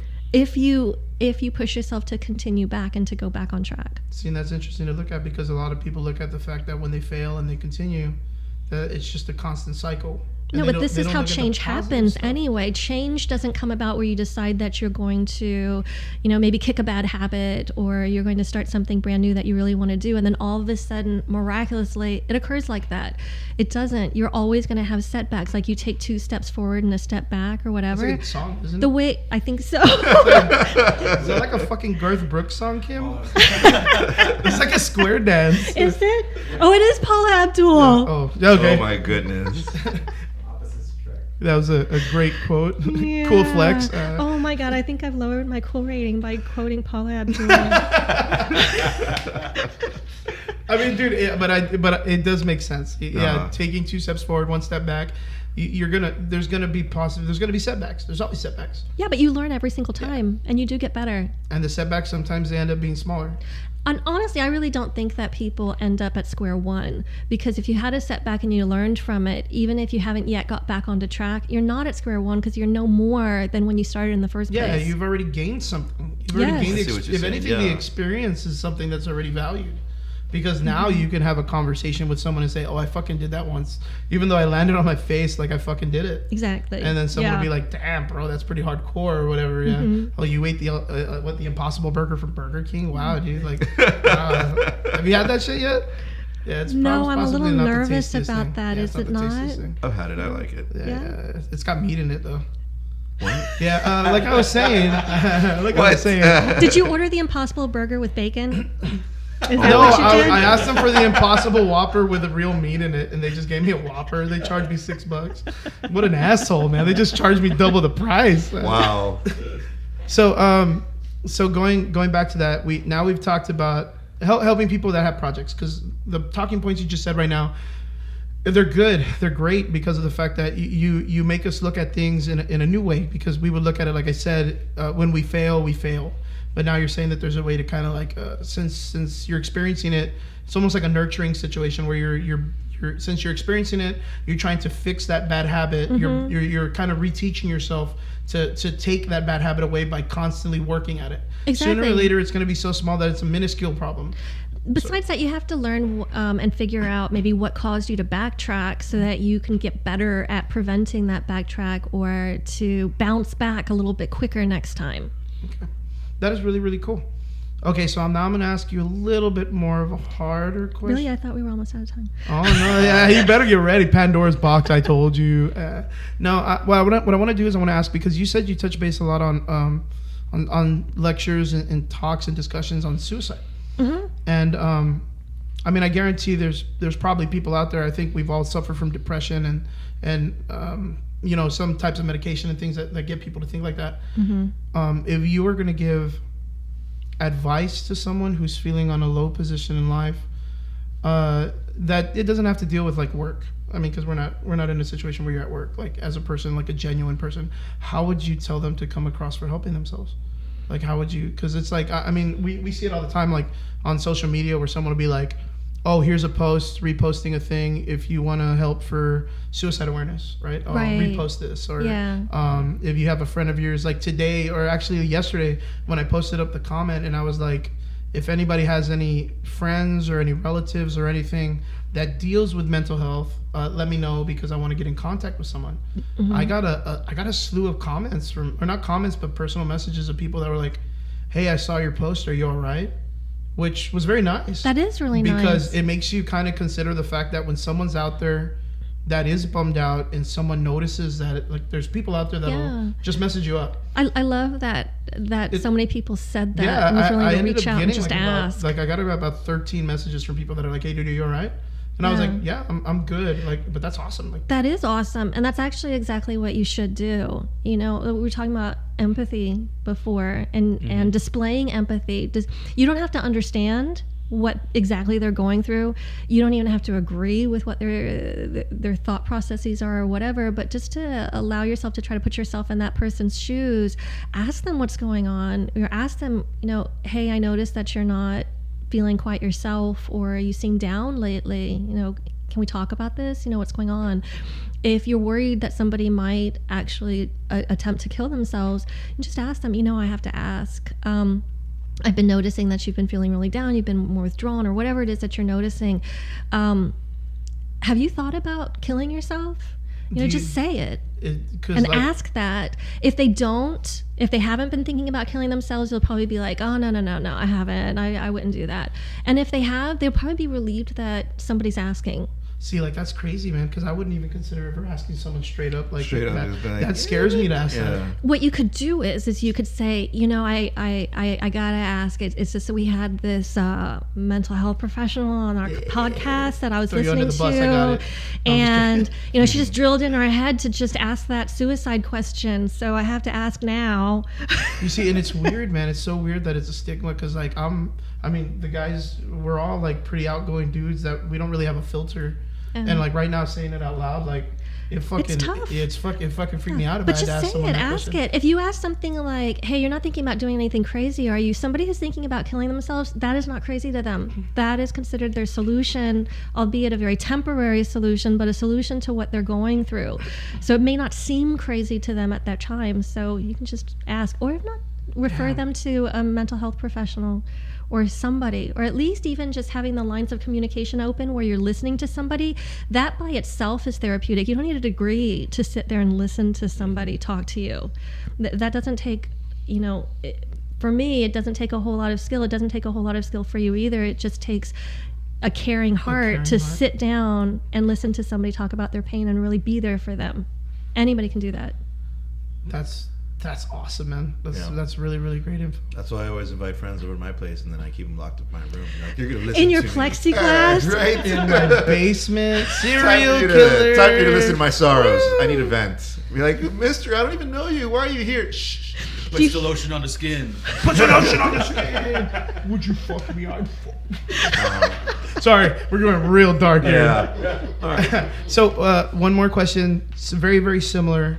What about for the person who's out there that might be listening, that might be in that situation? What would you tell them? I would tell them that they're really not alone. They might feel that they're alone. It may feel like a solution to them, but there are alternatives and there's help that's available. And they just need to reach out for that help. Even if they just want to call a helpline, as corny as it sounds, there's a 1-800 helpline number available. I think it's 1-877-573-TALK.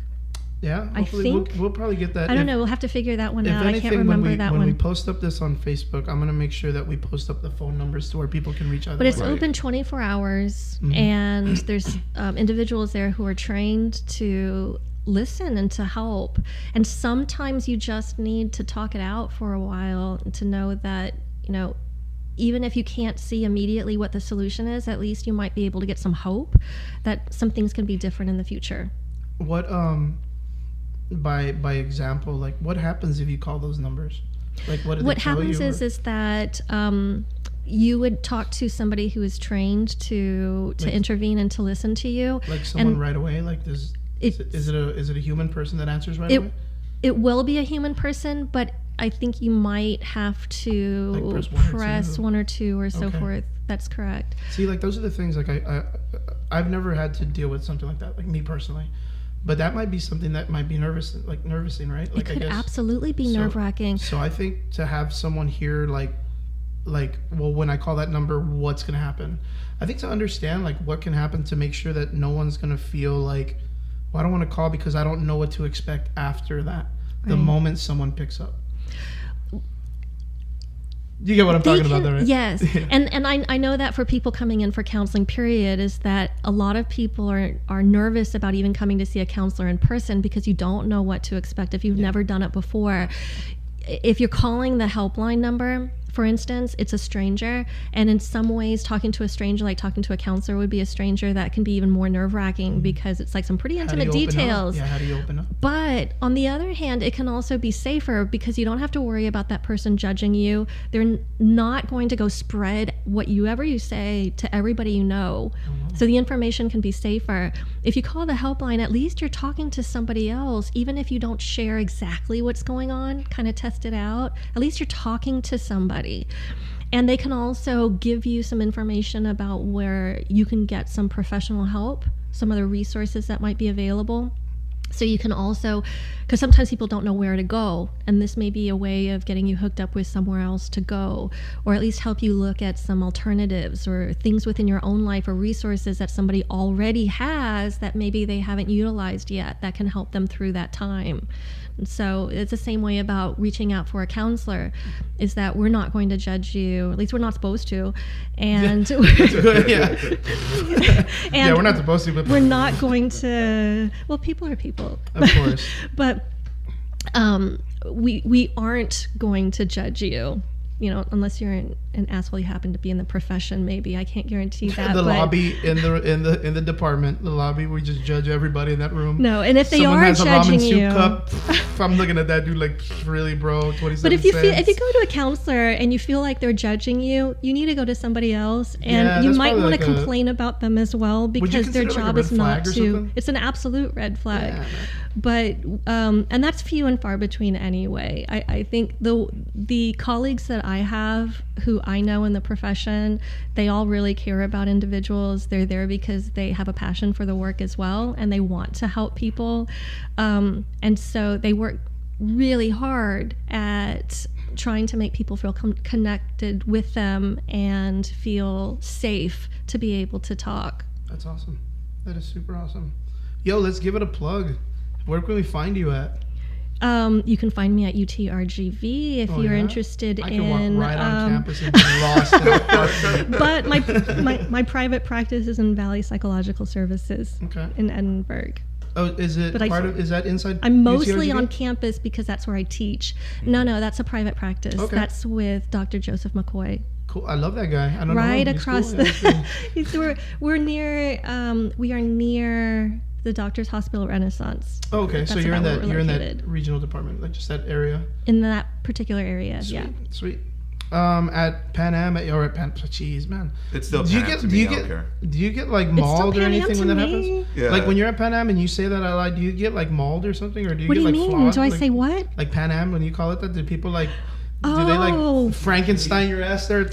Well, actually, for those of us who had been on campus for a long, long time, it's always Pan Am. Yeah, I still call it Pan Am. I still call it Pan Am. It's some of the newer folks, they get a little confused, but it's still Pan Am for the rest of us. And actually, it's more like you're Pan Am too. I gotcha. Oh my God. With that raza. You okay, man? You guys looking at them like rival gangs and shit, vaqueros and Bronx for life, bro. Yeah, Bronx for life. Bronx for life. The Bronx comes out of nowhere. He's all bandaged up and shit. I'm still here, vato.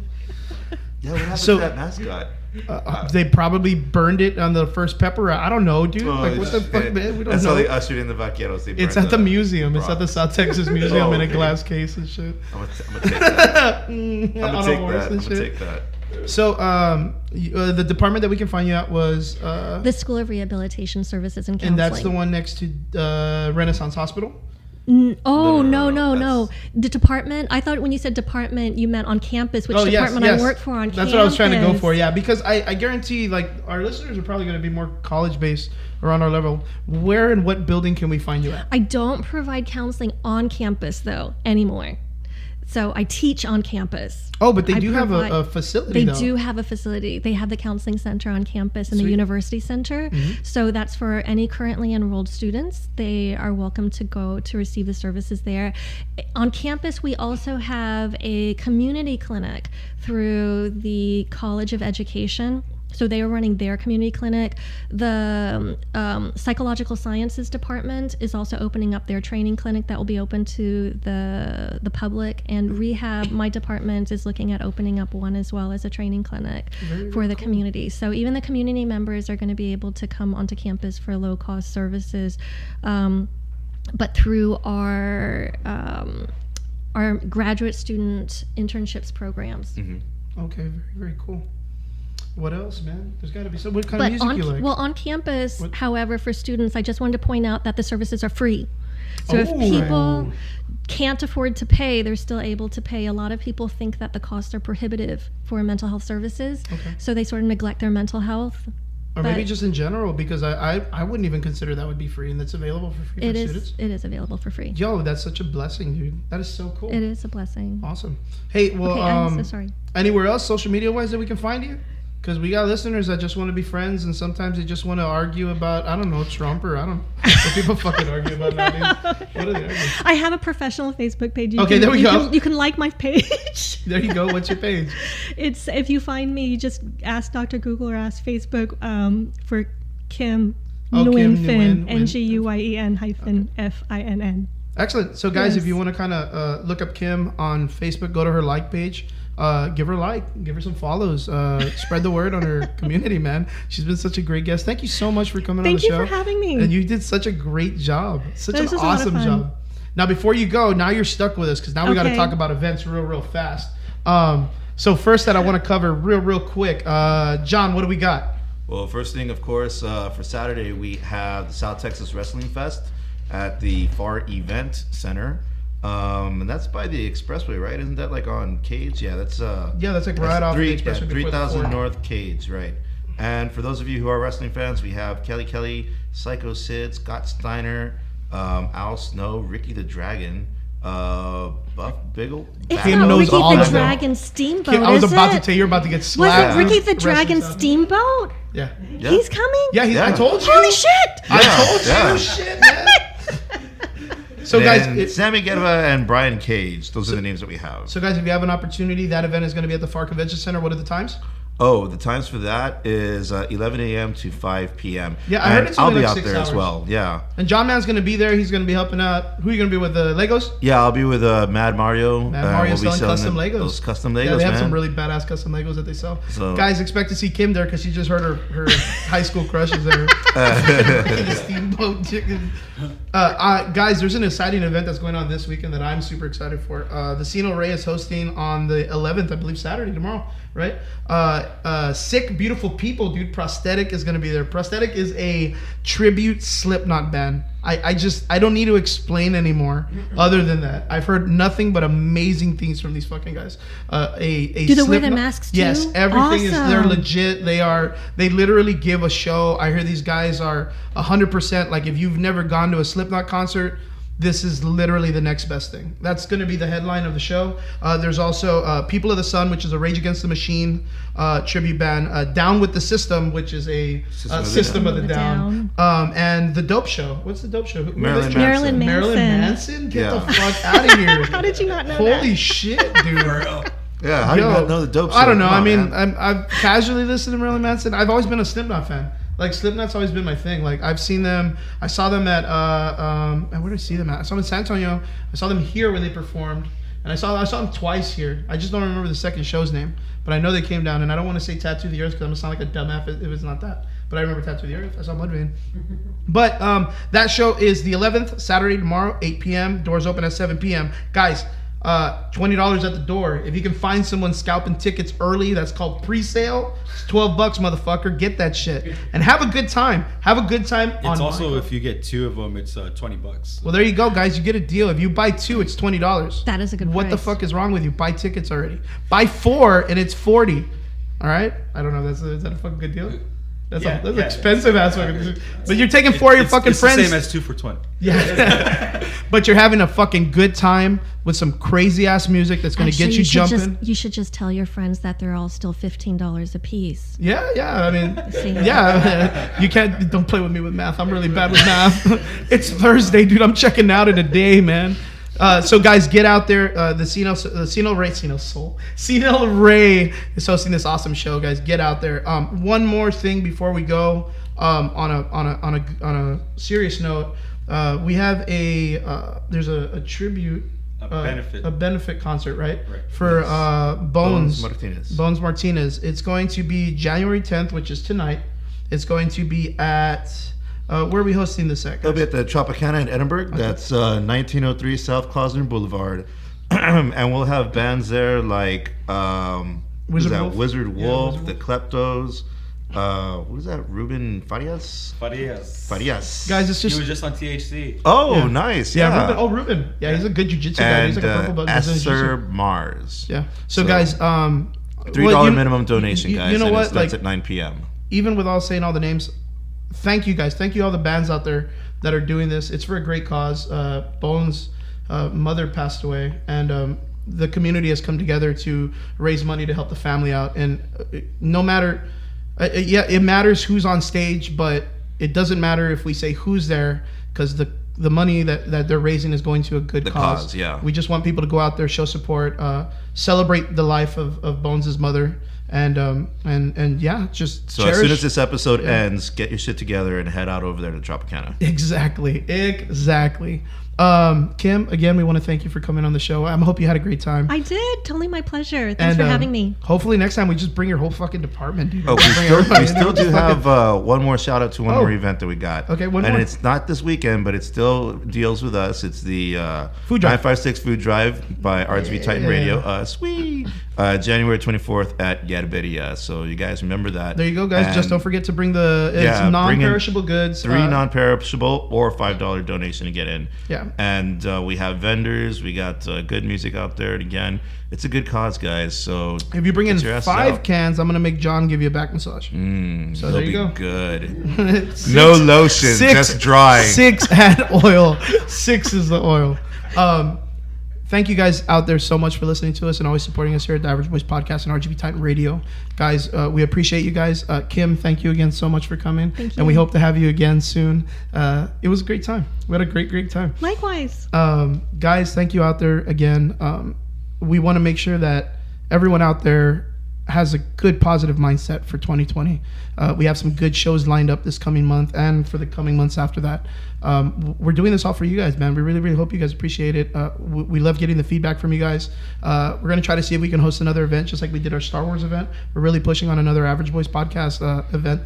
That's something that we can all get together and have fun, a good community day. So stay close to us, rgvtitanradio.com, 7 p.m. every Friday. Don't forget all our other shows, THC, Bouncy Brains, the movies Know It All Guys. Don't forget Taco Host Tuesday. Oh, I don't think we have Taco Host Tuesday. It's okay. We're no longer with Taco Host Tuesday. We don't air Taco Host Tuesday. Yeah, he's not. He's he's got. Trying to keep up with the station you work for. Come on, man. Oh shit. Damn, bro. I just have Dab that I work with. That's right. So, guys, thank you again, and always thank you to our extraordinary listeners for always being out there for us and supporting us. We'll see you guys online, and we'll see you all again next week. Thank you all so much. See you guys.